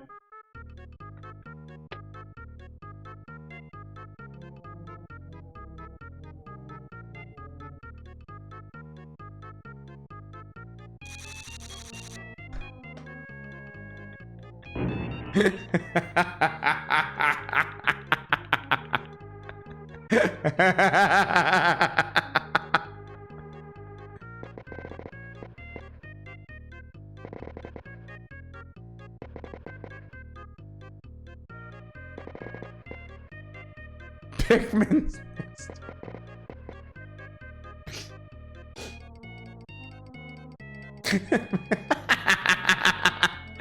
From tip to tester, that's a nester. Oh god, you can really tell when I start freehanding stuff. It's like the one guy who makes Nier. Astro Nester, not spooky skeleton. Okay, let's see. How do we do this part? Let's do like...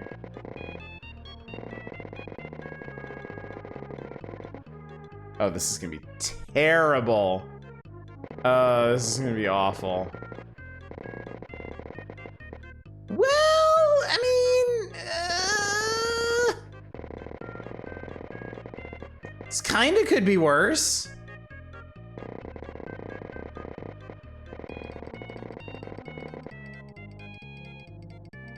Why is Nestor in agony?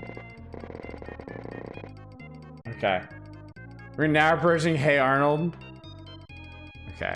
All right. No, I feel good about this. I feel good about this. This is going great. This is going great, Chad.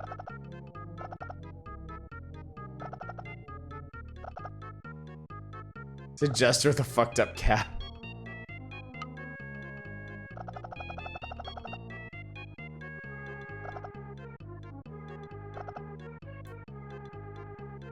Hey! Nice Chrono Trigger fan art. I call this I have no mouth and I must make bad jokes about Nintendo games. Do do do do do.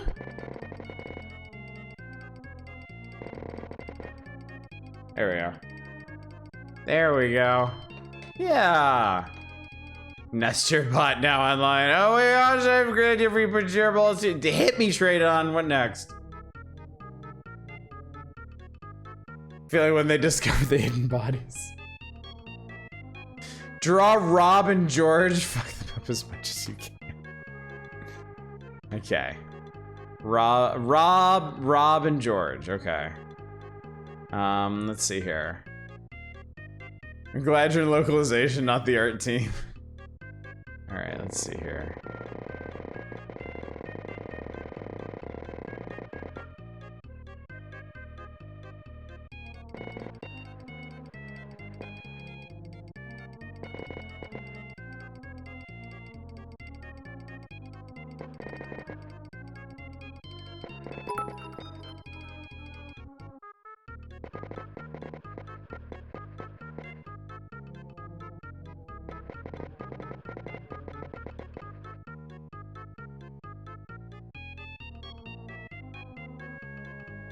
The Kubrick stares one of director Stanley Kubrick's most recognizable directorial techniques and method of shot composition where a character stares the camera forward tilt to convey the audience there at the peak of their derangement.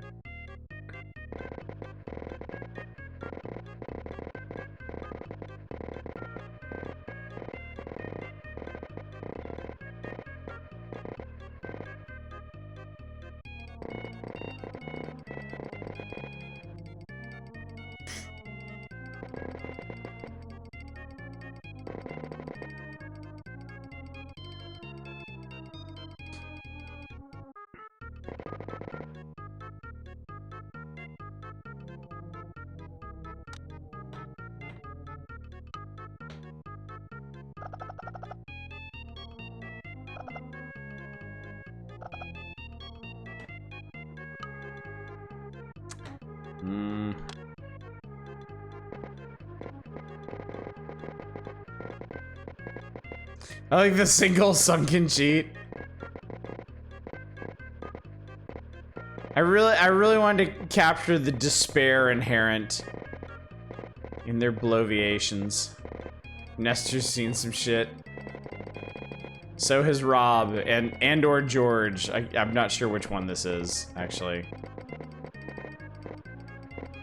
I can't remember which one is which. I just know that my naming convention for them is wrong in the emote. This is peak webcomics art. And then let's see here.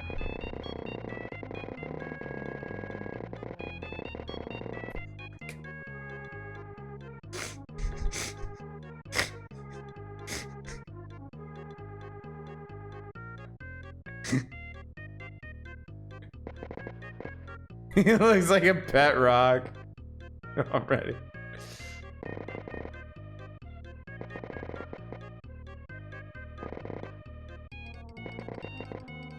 I didn't like this one.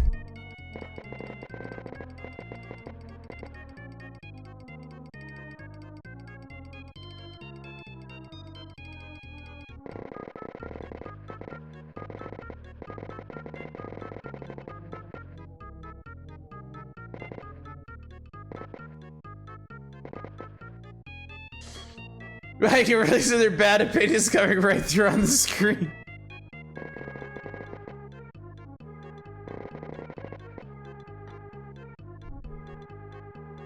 What the hell was this guy's hair like?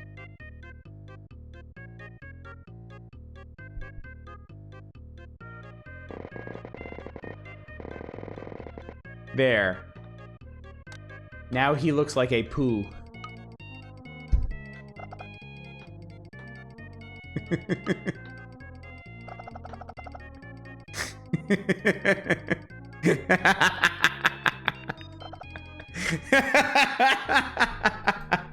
Even the music's making fun of this.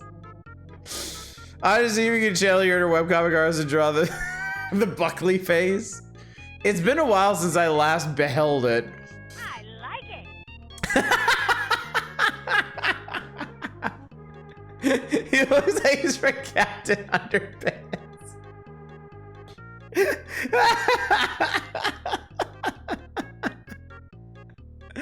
Oh my god.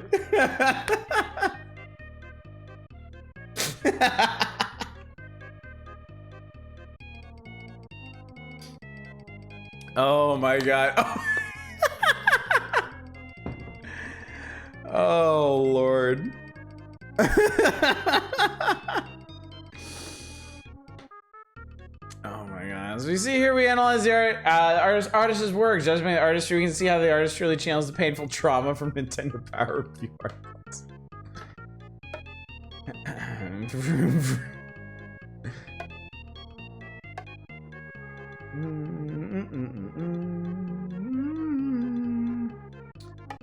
I'm wondering if there's like a background we can give this. Something... I like it. Something. Needs a dark and depressing background. Hold on, I think I got you.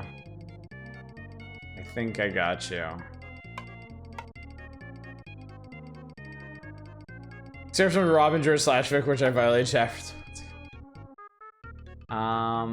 Let's see how this looks.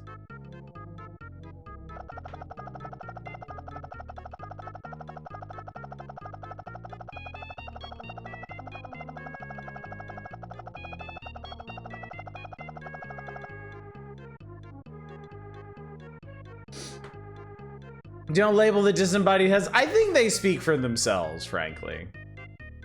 Also, if I remember correctly, yeah, this is kind of annoying to do because you basically just stamp the letters on there. Magic eye picture levels of texture. Favorite thing about the fill tool in the old art programs being able to physically see it slow down to fill in the larger areas. Isn't that cool? It's just increased 30% Junji-ness.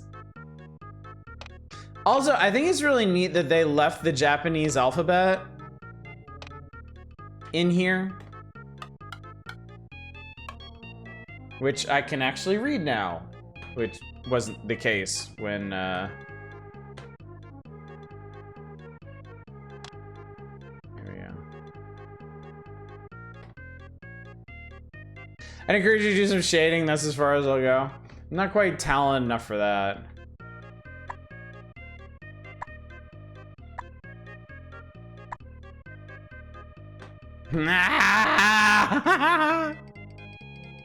Man, both the Japanese alphabets and the English alphabets from the original release, easier to leave it and then remove it. Probably, yeah. Probably.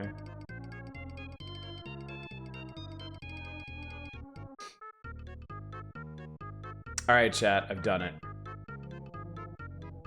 I've done it. You need go, go, go in Japanese to show the menacing stare. Alright, chat. It's... We've done it. Hang on. We're gonna... Are you the save robot? You're the save robot. Now this is interesting. There's actually a process to saving. And it takes a while.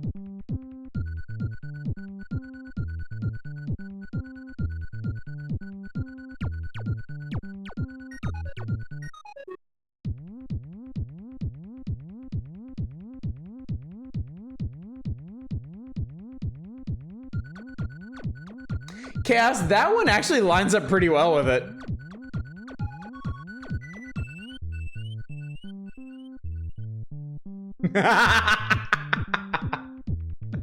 You're required by law to show this to your therapist.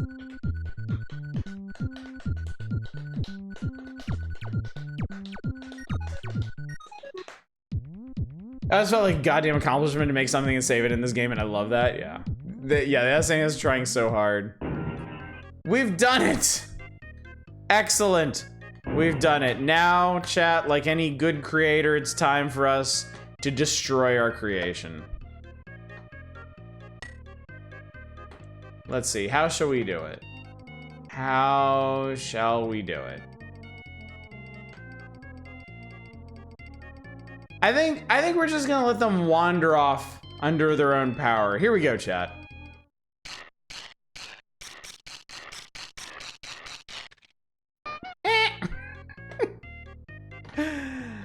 I loved among discussions of gender and Autobots to come back to Autobots somehow got us all high was really cheaply. It wasn't cheap weed. It was my artistic merit.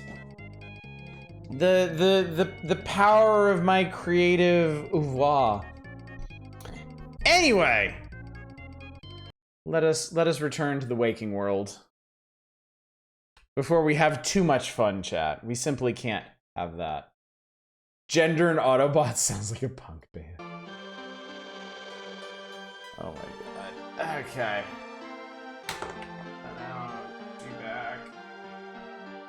Alright, where the hell was I? What was I talking about? What were we on? I think, okay, we just finished talking about theme and fun. Let's talk about challenge. It's always hard to tell what actually constitutes challenge in these things. Like if they're just looking for really difficult games or just well-balanced games. It's never really clear, but on Super NES, Legend of Zelda got it, followed by Super Star Wars, which not for challenge, no. And then Super Smash TV makes me think that they are just looking for really hard stuff, except The Legend of Zelda isn't, so.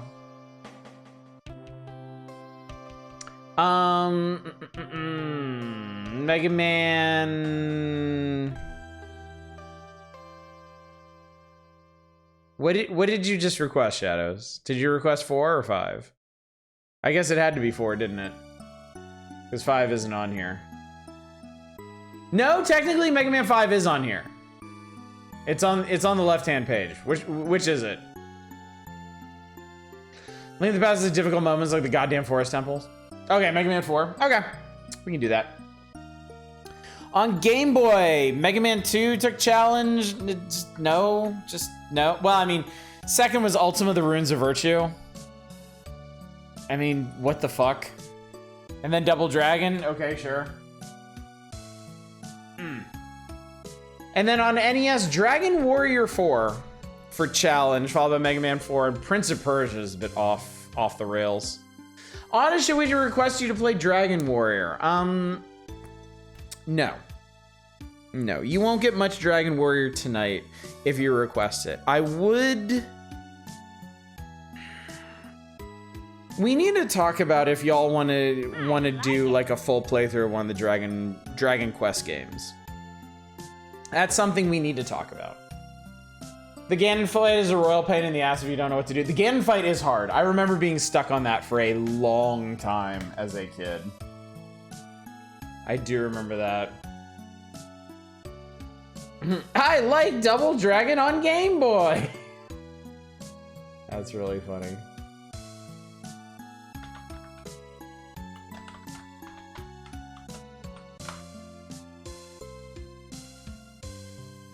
Down for SNES Dragon Quest 3. Builders.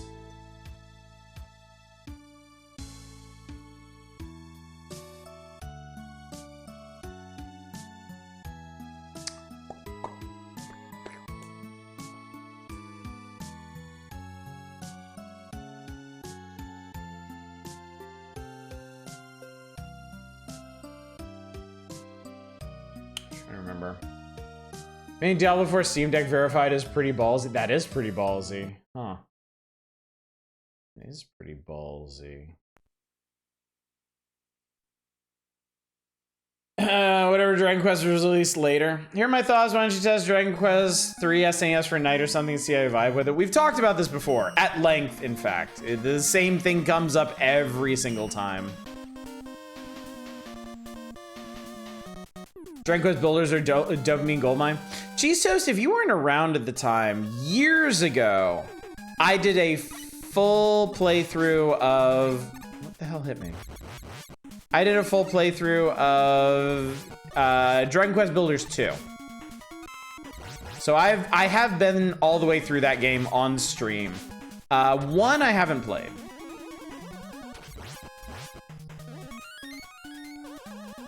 Guys, what's the shortest non-PC RPG you know of? So, like, shortest console RPG? That's an interesting question. Bitrate loves the rain? Yeah, I'm not surprised. We'll be out of it in a second. Like right now, in fact. Dragon Quest 1. Dragon Quest 1 is not long. That's true.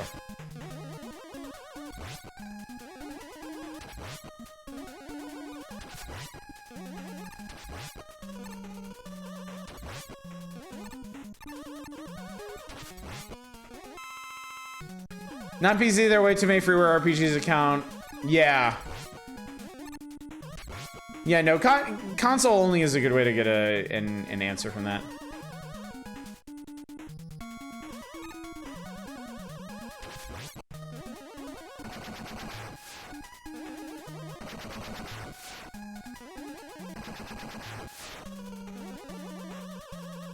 You really like the half-minute hero games? God damn it.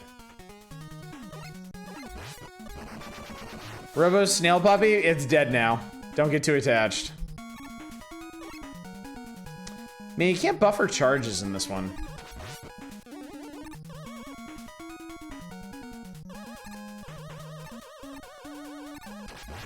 Is Dragon Quest Builders 2 playthrough is what got me to stick around? That was the case for a lot of people, actually. I think in retrospect that that playthrough in particular really made this channel what it is. Roguelike RPG I really like was One Way Heroics. One Way Heroics is great. Yeah, I like that one a lot too.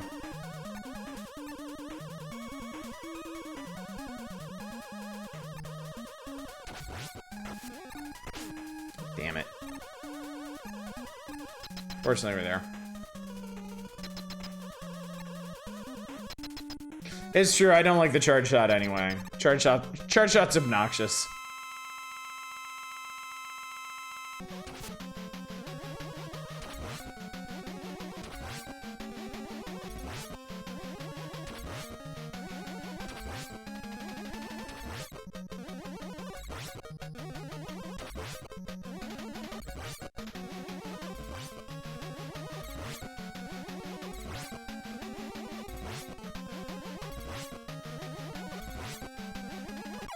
Really not sure what they were thinking with this guy.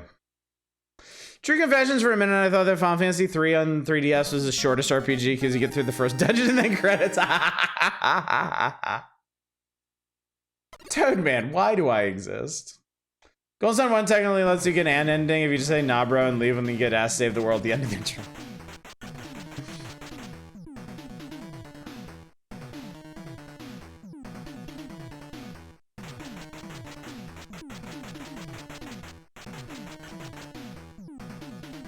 Actually, chat, since we're on the topic, since we're talking about RPGs right now, what if I left it entirely up to you? What RPG would you like to see me stream next? Totally wide open here. Just as long as it can be argued it is an RPG, what would you want to see next? God damn it. These guys. Those games people are listening are actually shorter than what you were thinking of. No kidding. Go back to Faria, Lufia 2, Persona 5 Royale. Dragon Quest 3 or Arcanum. No. Fuck. Well, we just live here now, chat. Ow, fuck it.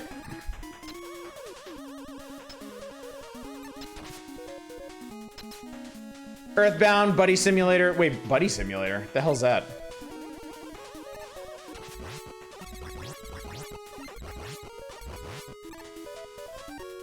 Planescape Torment. Ooh. Down for more Might and Magic. Energy Breaker, or maybe that one NES game based on a certain sect of Buddhism. Oh yeah, like, what is that called? Like Tao the Way, if I remember correctly. Undertale. Manic, were you around when we streamed Undertale? Hylix. Oh god. Trying to think, RPGs are generally my bread and butter. I'm always blank when people ask for recommendations on things.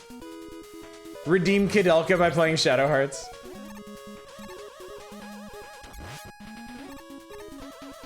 Thanks to next generation AI technology, Buddy Simulator 1984 simulates the experience of hanging out with the best buddy.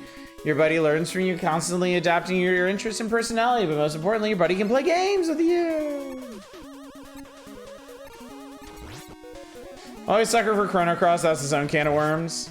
I would feel weird about streaming Chrono Cross without streaming Chrono Trigger first, which I'm pretty sure nobody would actually argue with.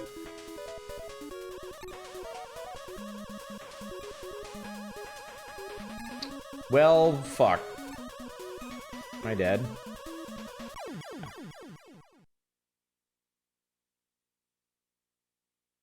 The real answer is Skies of Arcadia. Roma Saga 2 could be interesting if it clicks, or short if it doesn't. Yeah, I should have rush coiled that. That was dumb.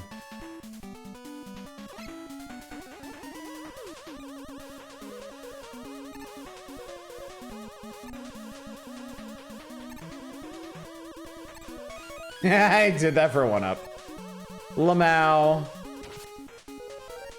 And it should be Chrono Trigger. It's comparatively short. Only like 20 hours anyway.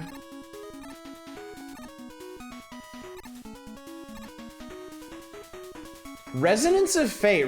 I've always wanted to get Resonance of Fate on Steam. General Jousting is RPG. General Jousting is unfortunately banned on Twitch. I would actually totally stream that, but I am not allowed to.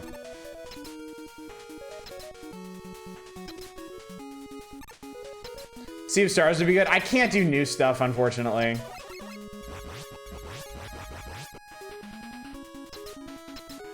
Channel analytics and demographics prevent me from doing that. Shit.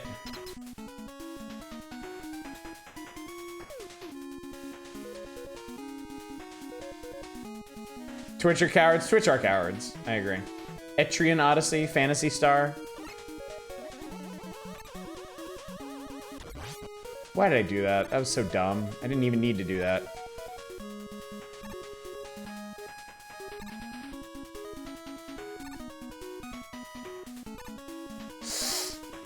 Right over his head.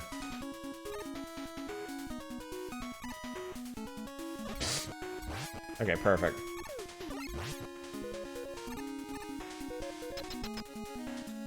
What was that insane one? The Last Remnant? Last Remnant isn't completely insane.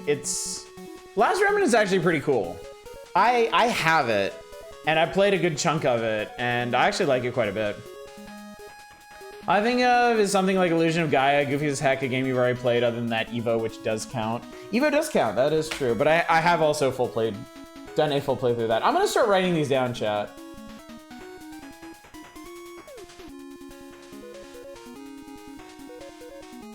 It'll be very interesting to compare this to the list of RPGs we made when we played Naissance. Last Remnant was originally a 360 exclusive, huh?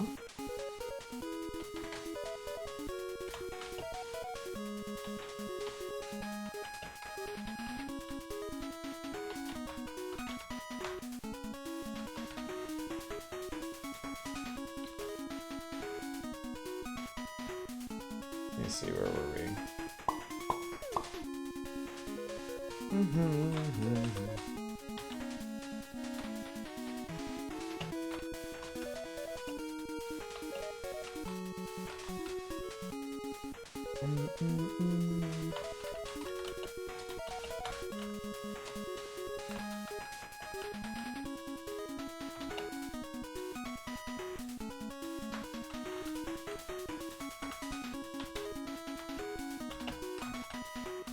I guess I don't have to sit here and type in silence, do I?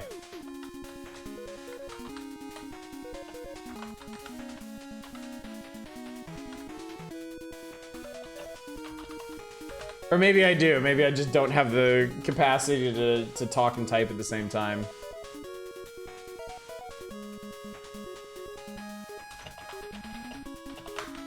Absolutely riveting content here, chat.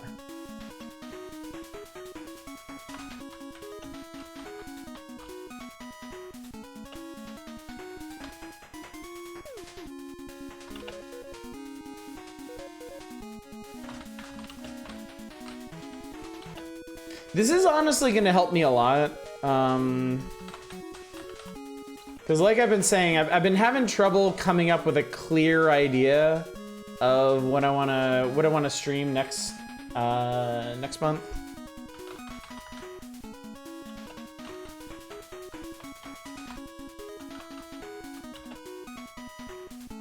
I'm not putting down Universe Income too, just FYI.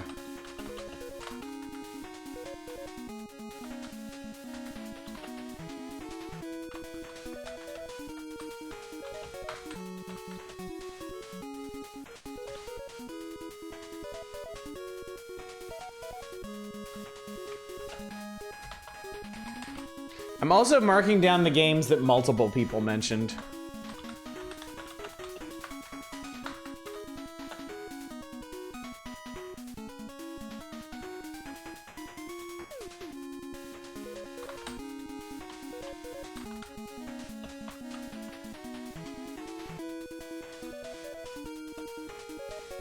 I hope you like the music in this stage, by the way.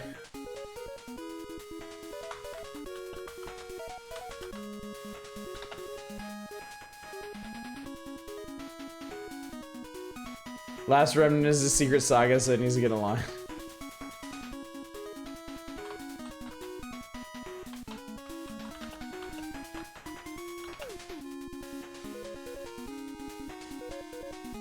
Let's see how long it takes to get past the starting area and for us to start one with no help. Breath of Fire 3. Am I to interpret this as I shouldn't start with Breath of Fire 1?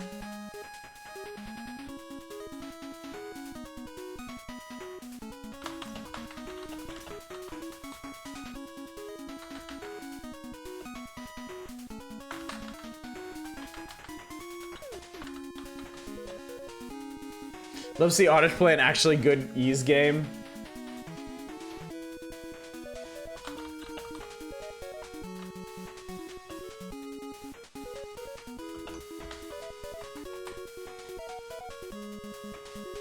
Anachronox? Anachronox would be a nice redemption arc for me because I got really far in that game and never finished that.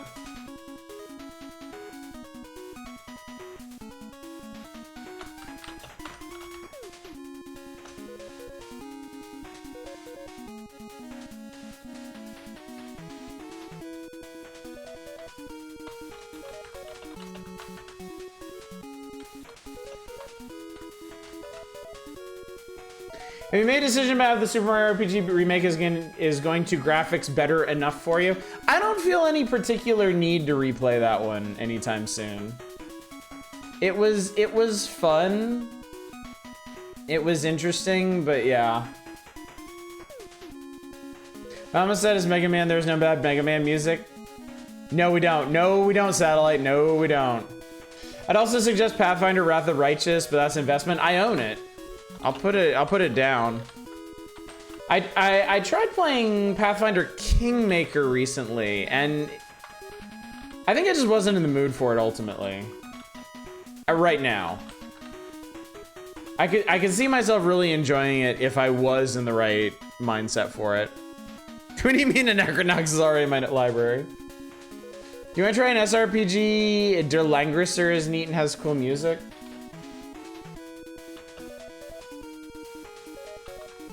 I mean, I will take all suggestions. I'm not promising I'm gonna pick up on any of them. You say Breath of Fire, I say Dragon Quarter. 3 is the if you were only gonna play one of them, then play that one. I see. So many weird PS2 RPGs, Space Funeral. Space Funeral is probably a lock. I think that's gonna happen, because that would take like what, one night? That's less. That's more of like a weird little experimental thing, right?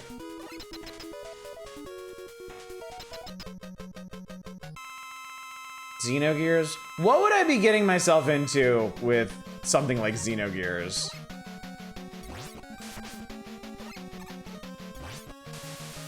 Ow! Don't touch me.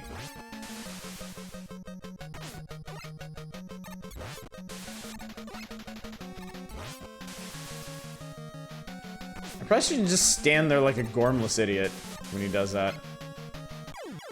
Boom. Ever play Suikoden? I have not, no. Suikoden 1 is short.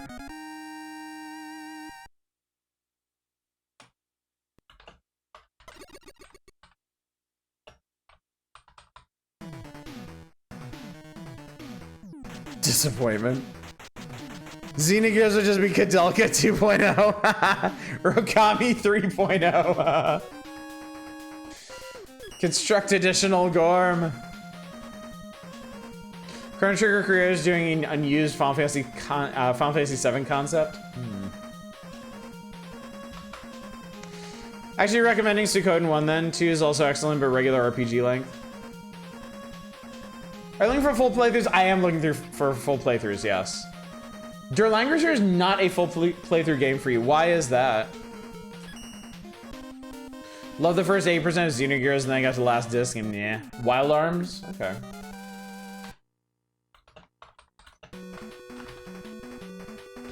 Xenogears is 2 discs on the PS1. You know most games fill up entire discs because they have so many per-render cutscenes. Xenogears has next to no animated cutscenes. Oh, Christ. She's all game, baby.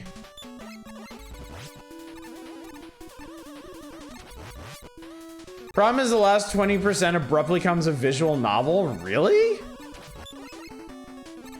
That's bizarre.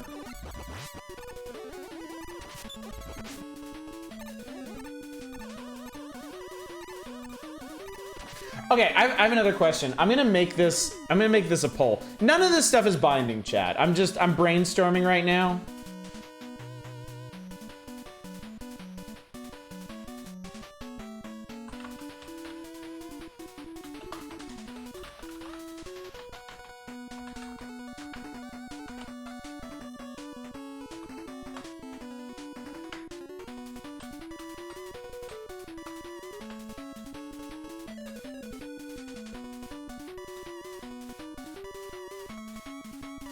Now let's just do.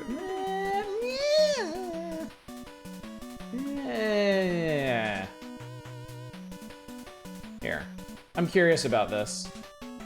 I'm curious specifically about the split on this.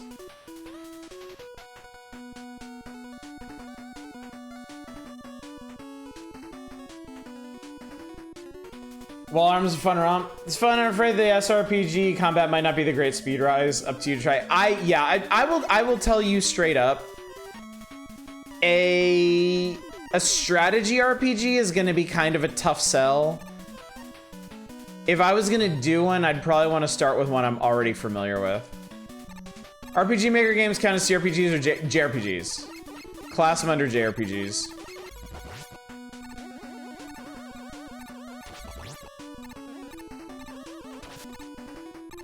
CRPGs is stuff like Planescape Torment or Arcanum or stuff.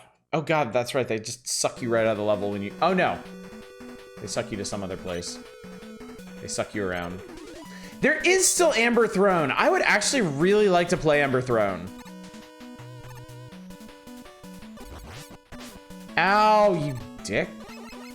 What? What? Manic, what? What? What's a strategy RPG gamer's favorite? Oh no, what? Oh god, what?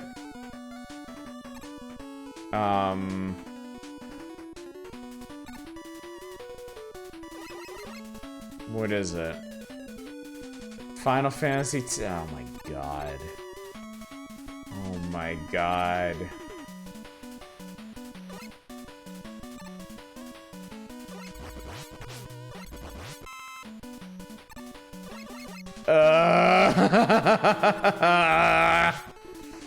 Stupid enough to get a chuckle out of you. Thank god, I thought it was gonna be something worse.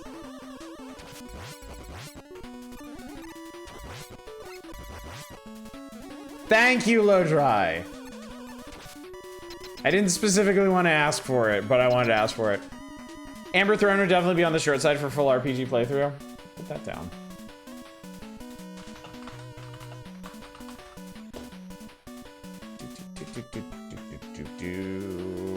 I think we're bright manning this guy.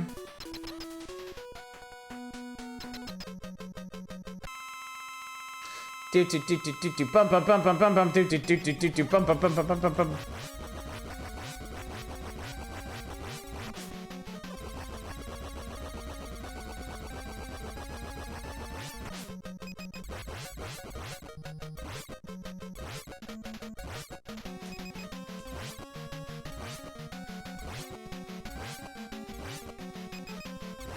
You'll lose access to that emote soon. Get it while you can. What kind of RPGs do you think stream especially well? Well, I have data that Might and Magic does extremely well. Might and Magic was one of the rare games that didn't have viewership fall off as the series went on, and considering how long of a series it was, that's pretty remarkable. Like, it honestly had similar viewership to XCOM Apocalypse, which has for a long time been the high watermark of this channel. JRPGs, I haven't done a ton of them. I think the last one might have been Final Fantasy V. That also had pretty decent viewership, to be fair. What about the one with the bad sushi? Oh, Faria? Faria's kind of an exception. Faria being a Doom stream was kind of puts it in its own class.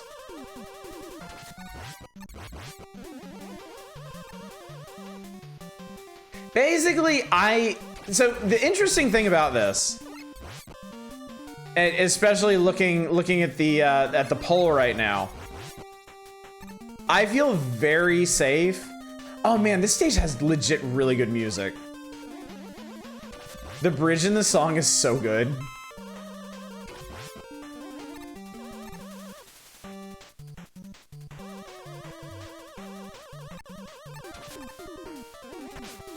Yeah, I honestly feel really confident about CRPGs. Like, I feel fairly confident that the viewership for any decently well-known retro CRPG is going to be really solid. So it's interesting how hard the pole has swung towards JRPGs.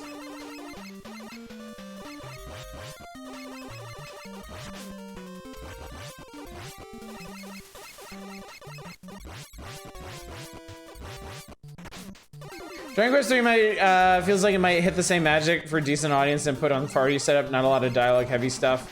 Fun exploration without feeling aimless.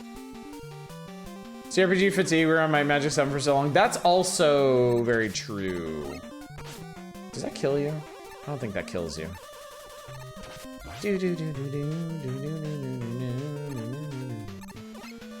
JRPG vote was specifically for breezy, amusing RPG Maker stuff like off or the closer. That's a really interesting way to describe off. But no, I get what you mean. I understand what you mean. We saw Fallout 1, Fallout 2, and Might and Magic very quickly. Ow, fuckface. Well, let's see.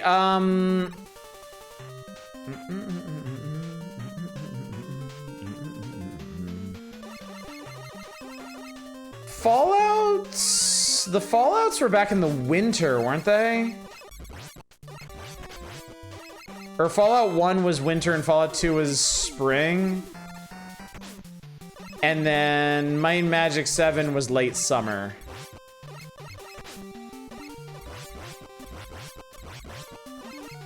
Though ultimately that is quite a bit of stream real estate, right?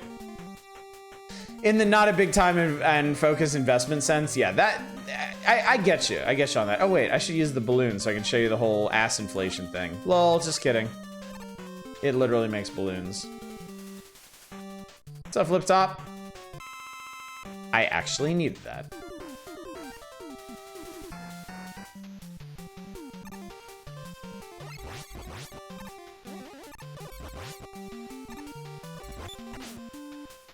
I was wondering if you saw that or not. If I hadn't gotten that, I'd be dead right now. Oh shit, it's backwards.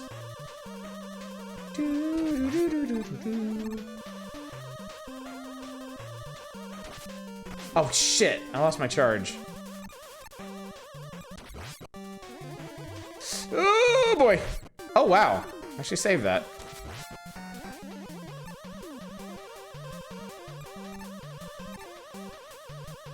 Whoa.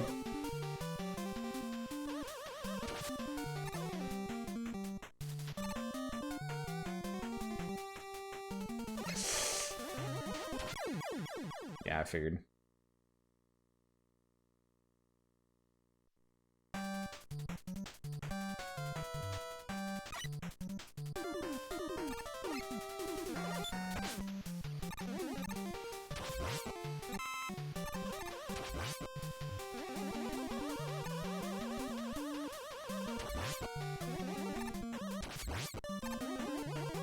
So that actually works.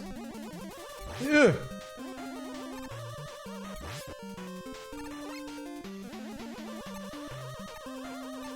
So yeah, in my mind now, in the modern GPG era, RPGs seem like the safest thing for me to stream. They've been really solid for us this year. I feel like we've brought in some new viewers who have stuck around by doing that.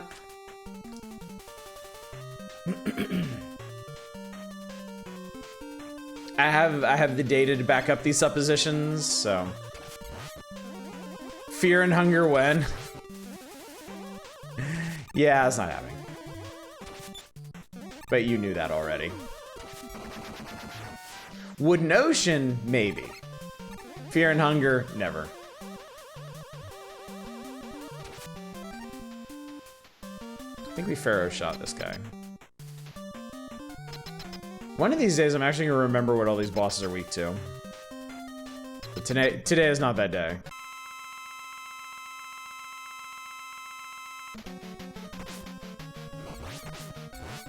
Oh Lord have mercy.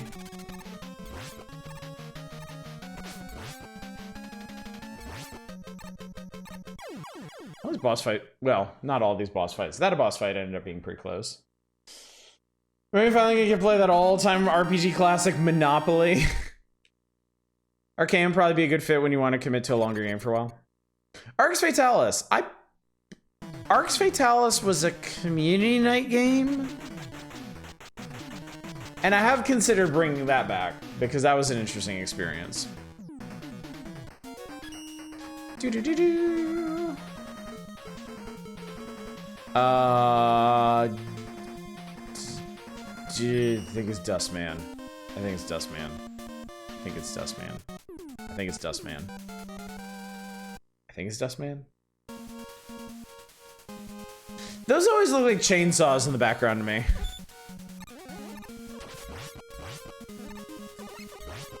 Ow. Yeah, I should have seen that coming. Mortis.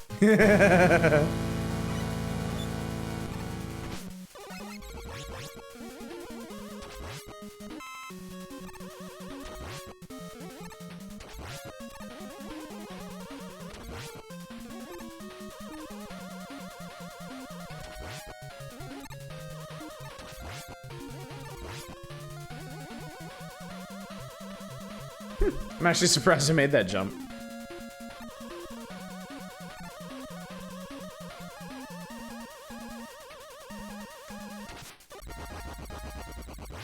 Ow, fuckhead. By the way, for anyone who was around for the Nisant stream, which was months ago at this point, I still have that game list. And I am totally going to compare tonight's RPG list against the RPG list we made that night and see what games have actually stuck around in your minds. But we also talked about point-and-click adventures and platformers then, and I still have those lists too.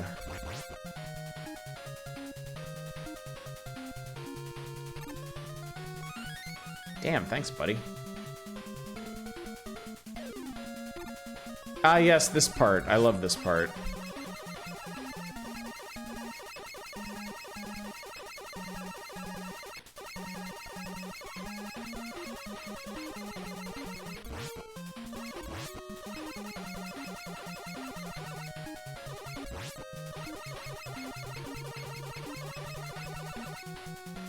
Well, why don't you marry this part?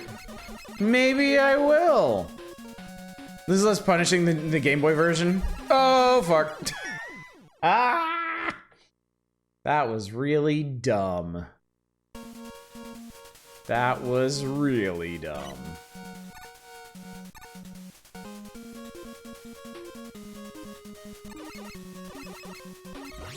You can only do that while it's going up. Look.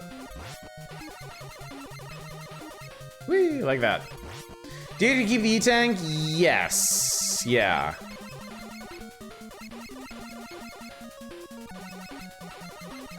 Oh, but you can't do it while it's going up because the thing is gonna crush you. Well, that wasn't very smart, was it? Does he wait until after he got the ring to come here? He's a coward! Charge that go through the line. Yeah, it does.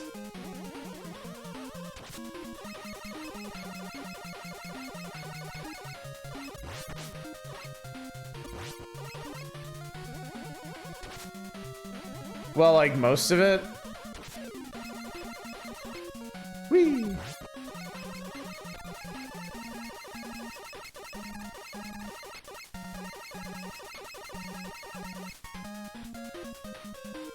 I wonder if you can actually go like back and forth doing this. Oh crap! I beefed it, chat. I beefed it hard. Oh no, game over. I suck. Guess I'll never see the end of this game. You can play some Mega Man X6 for anything BS garbage. I have no love for the PlayStation Mega Man X games. I rather despise them, in fact. I've beaten Mega Man X4, and I hated it. Hated it. All right, last section on this page to talk about is play control.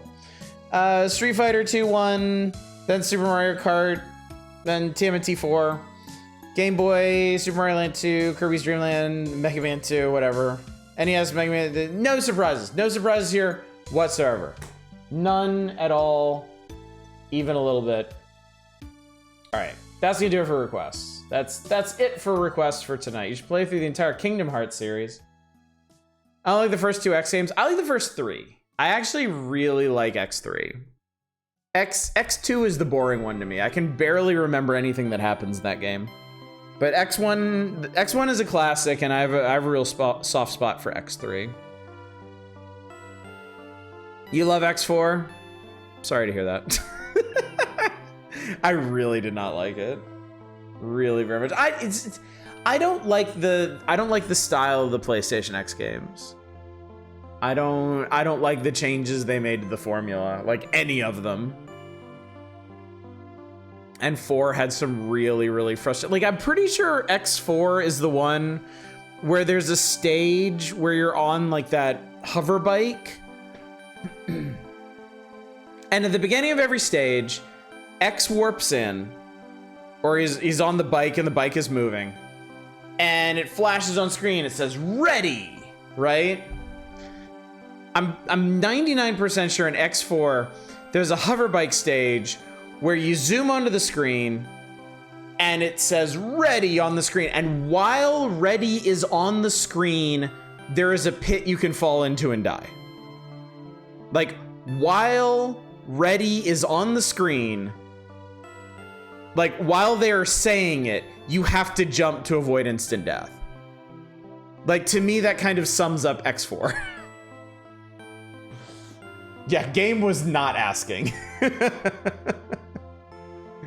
Game absolutely was not asking. But yeah. So we're definitely gonna play X1, X2, and X3 though. I mean, they're gonna show up in the magazine, and I'm gonna be really excited to play them. So I'm really excited for X1 to show up, but that's not until December or January, I think. It's gonna be a while. It's gonna be a minute. X1 is not close now. Yeah, it's either December 93 or January 94. Because it's a special issue. It has to be January. It has to be January because it had a special like metallic cover. So yeah. Anyway, chat, I am going to do you the service of turning the page. I've turned off requests. You can't request anything else tonight, but you can at least get a preview of what we're going to be doing next Thursday. I'll move myself over this little asshole's face down here. We're going to be talking about best hero and worst villain and most innovative and best Super NES sports game and then the best of everything. We turned a we did it. We turned a page. We're not actually going to process anything on this page.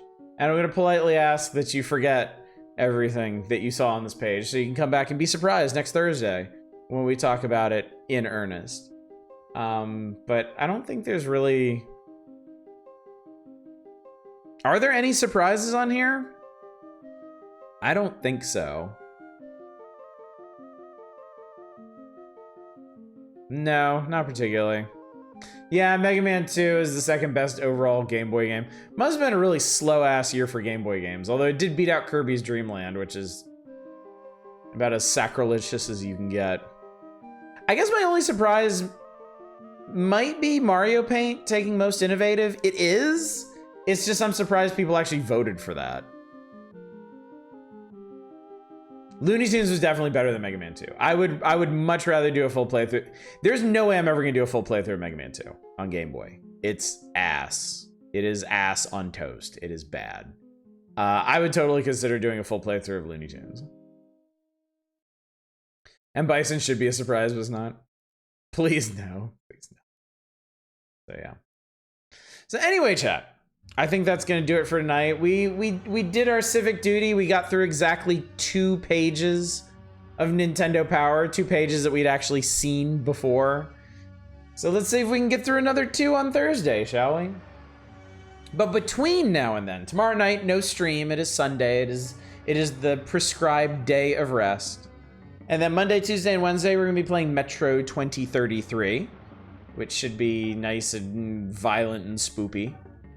We'll be back to this on Thursday. Friday will be Mermaid Swamp. Old. Is it obscure? have you all even heard of this game? But an old obscure RPG Maker horror game. More Power Hours on next Saturday, a week from tonight. And then we're gonna round out Spooktober with Amnesia the Bunker Monday and Tuesday. Never heard of it? Good.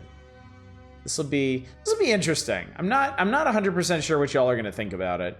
I was really captivated by it, but we'll see. We'll find out together, I suppose. Every time you mention it, I think it's Mermaid Scar. Never remember what game we were playing last for Spooktober. Always Amnesia the Bunker. It's always, oh, I get it. Haha.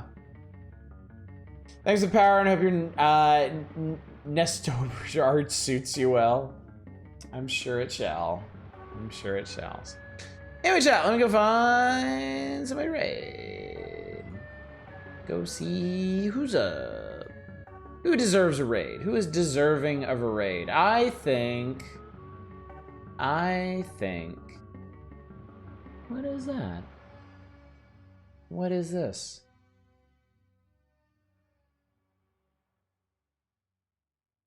I don't know what this is, but Arch Plays Stuff is playing a game called Enshrouded, and I don't recognize it, and I'm not sure what it is. I'm gonna send you over there.